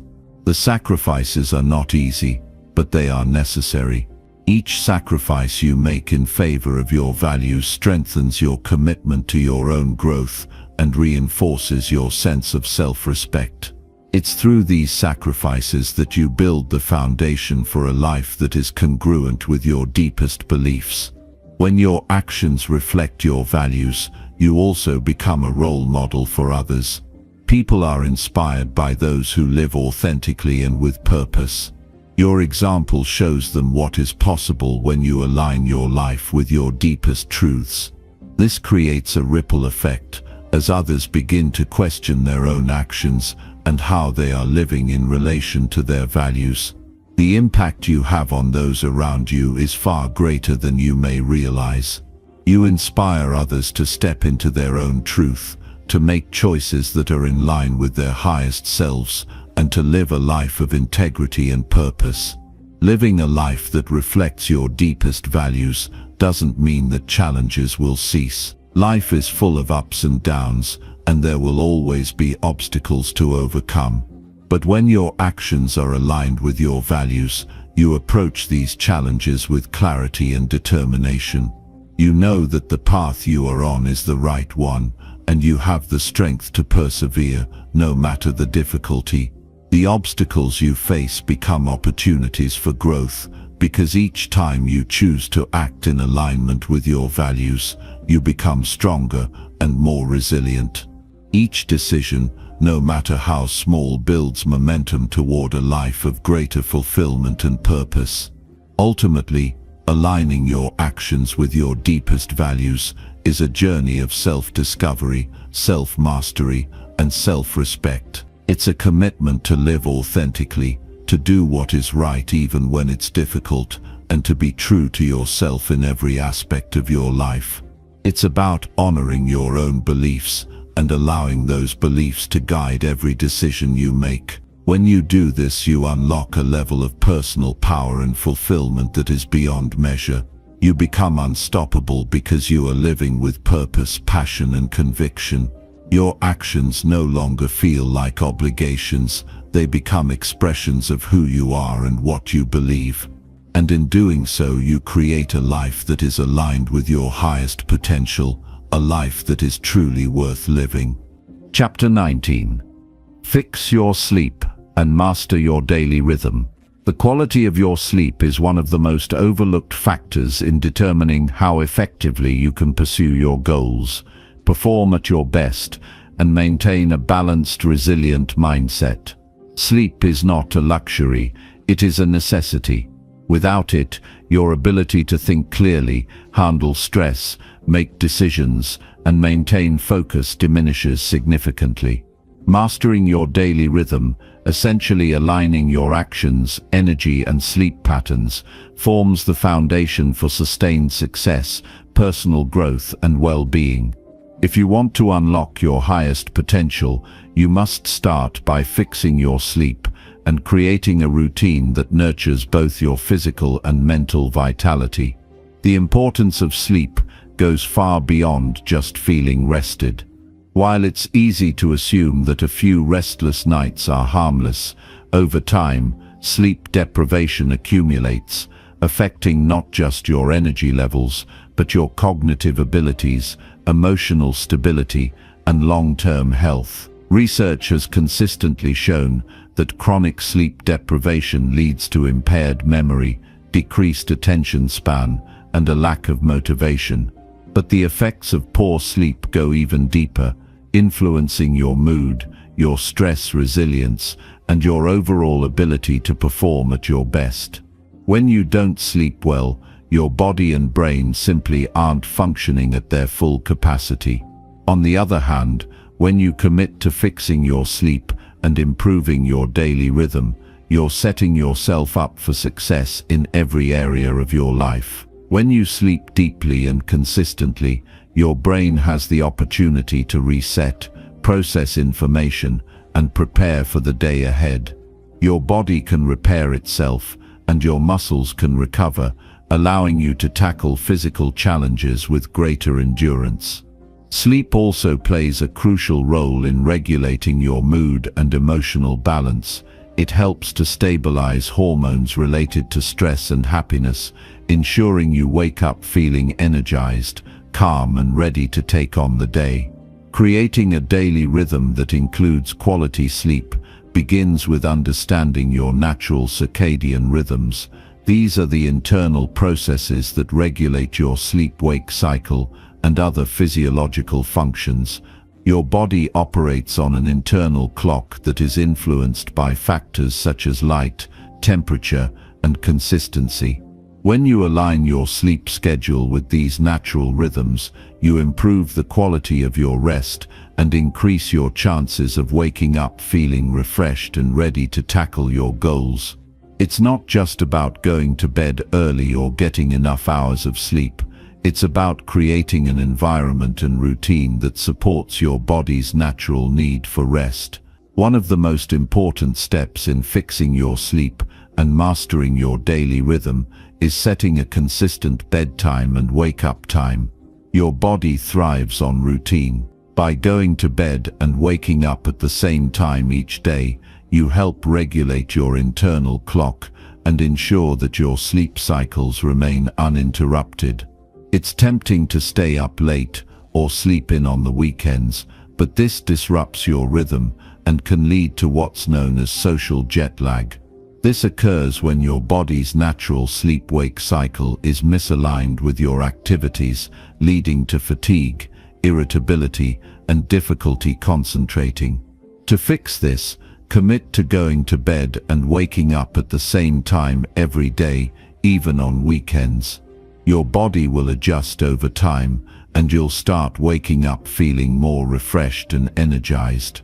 Creating the ideal sleep environment is also crucial for getting the quality rest you need. Your bedroom should be a sanctuary for relaxation and rejuvenation. Begin by ensuring that your space is dark, quiet, and cool. Darkness helps signal to your body that it's time to wind down, while a quiet environment reduces distractions and enhances relaxation. Keeping the temperature cool between 60 to 67 degrees Fahrenheit or 15 to 19 degrees Celsius is ideal for deep sleep, as your body naturally cools down as it enters rest mode. Make sure that your bed is comfortable and supportive, and eliminate any unnecessary clutter that might disrupt your mental peace. Beyond the physical environment, it's essential to manage your activities leading up to bedtime. The hours before sleep are crucial for setting the tone of your rest. Chapter 20. Commit to becoming better no matter the cost. Committing to becoming better no matter the cost is not a casual decision. It's a profound commitment that requires a deep understanding of the consequences, the sacrifices, and the rewards. This journey is not for the faint of heart. It is for those who are willing to embrace discomfort, to face their weaknesses head-on, and to make decisions that will push them to grow beyond their current limits. But here's the truth. It's in that struggle, in the relentless pursuit of growth, that you will find the strength, the resilience, and the wisdom that will change your life forever. The world is full of distractions, excuses, and moments of weakness. It is easy to give in, to take the path of least resistance, to let yourself off the hook when things get tough. But if you want to achieve greatness, if you want to live a life of purpose and fulfillment, you must be willing to commit to being better, no matter what. This commitment means that you are constantly striving to improve, to learn, to grow, and to evolve. It means that no matter how difficult the journey becomes, you stay true to your purpose and your vision. You refuse to settle for mediocrity or complacency. You demand more from yourself, and in doing so, you begin to unlock your true potential. The path to self-improvement is not an easy one. It requires discipline, focus, and a willingness to face discomfort. You will be tested, you will face obstacles, you will encounter failures. But these are not reasons to give up. They are the very things that will fuel your growth. Every failure, every setback is an opportunity to learn, to refine, and to push yourself even harder. If you are truly committed to becoming better, you will embrace the challenges that come your way, understanding that they are the stepping stones to your success. One of the most important aspects of this commitment is the understanding that growth does not happen overnight. It is a slow and steady process, and it requires patience.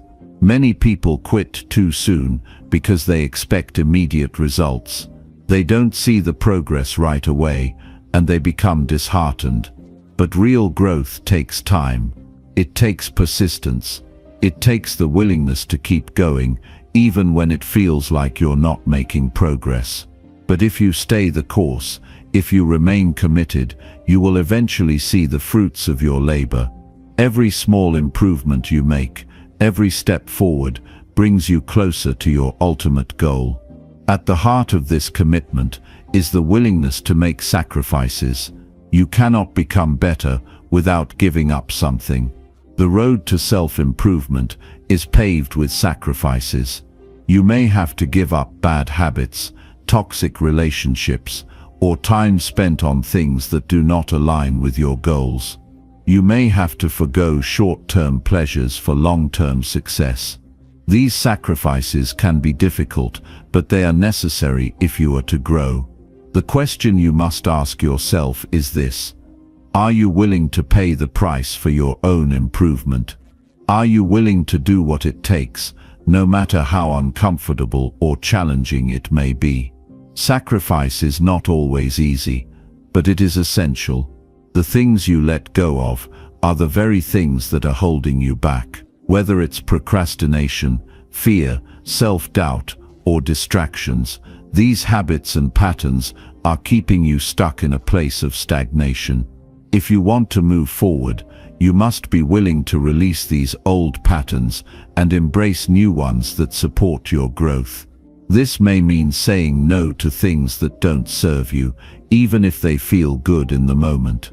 It may mean pushing yourself beyond your comfort zone, even when it feels terrifying. But every time you choose growth over comfort, you take one step closer to the person you are becoming. When you commit to becoming better, no matter the cost, you also have to embrace the reality that you will face resistance. There will be moments when it feels like the universe is against you, when every step forward is met with obstacles and setbacks. But this resistance is not something to fear, it is something to embrace. Resistance is the sign that you are on the right path. It means you are pushing against the forces that are trying to hold you back. It means you are challenging yourself to grow beyond your limits. In those moments of resistance, remind yourself that growth is never easy, but it is always worth it. Push through the discomfort, keep moving forward, and know that on the other side of that resistance is the person you are becoming, a stronger, more resilient, more capable version of yourself. Another key aspect of this commitment is the willingness to be brutally honest with yourself. To commit to becoming better, you must first acknowledge where you are right now. You must be willing to confront your weaknesses, your flaws, and your shortcomings. This can be uncomfortable, but it is necessary. If you are not honest with yourself about where you are, you cannot make the changes that are needed to move forward. Be willing to take a hard look at your life, to identify the areas where you are falling short, and to take responsibility for your actions. This is the first step in the process of transformation. Being honest with yourself also means acknowledging the lies and excuses you've been telling yourself. It means facing the truth about your fears, your doubts, and the stories you've been telling yourself about why you can't do something. These stories are not the truth, they are just excuses that are keeping you stuck. When you commit to becoming better, you have to let go of these excuses and embrace the truth of who you are and who you can become. The truth is that you are capable of far more than you realize. The truth is that you have the power to change, to grow, and to create the life you want. But first you have to be willing to face the truth about yourself and your current reality. As you commit to becoming better, you will begin to develop an unwavering belief in yourself. This belief is not built on arrogance or ego, it is built on the confidence that comes from knowing you are doing the work. When you are committed to your growth, you build a track record of progress. You begin to see the results of your efforts, and this reinforces your belief that you are capable of achieving anything you set your mind to. This belief will carry you through the tough times, the setbacks, and the moments when you feel like giving up. It will remind you that you are on the right path, and that every step you take is bringing you closer to your goal. In the end, committing to becoming better, no matter the cost, is about choosing growth over comfort, progress over stagnation, and discipline over indulgence. It's about recognizing that you have the power to shape your own destiny, and that your success is determined by your willingness to do the work. When you make this commitment, you unlock the potential to create the life you've always dreamed of.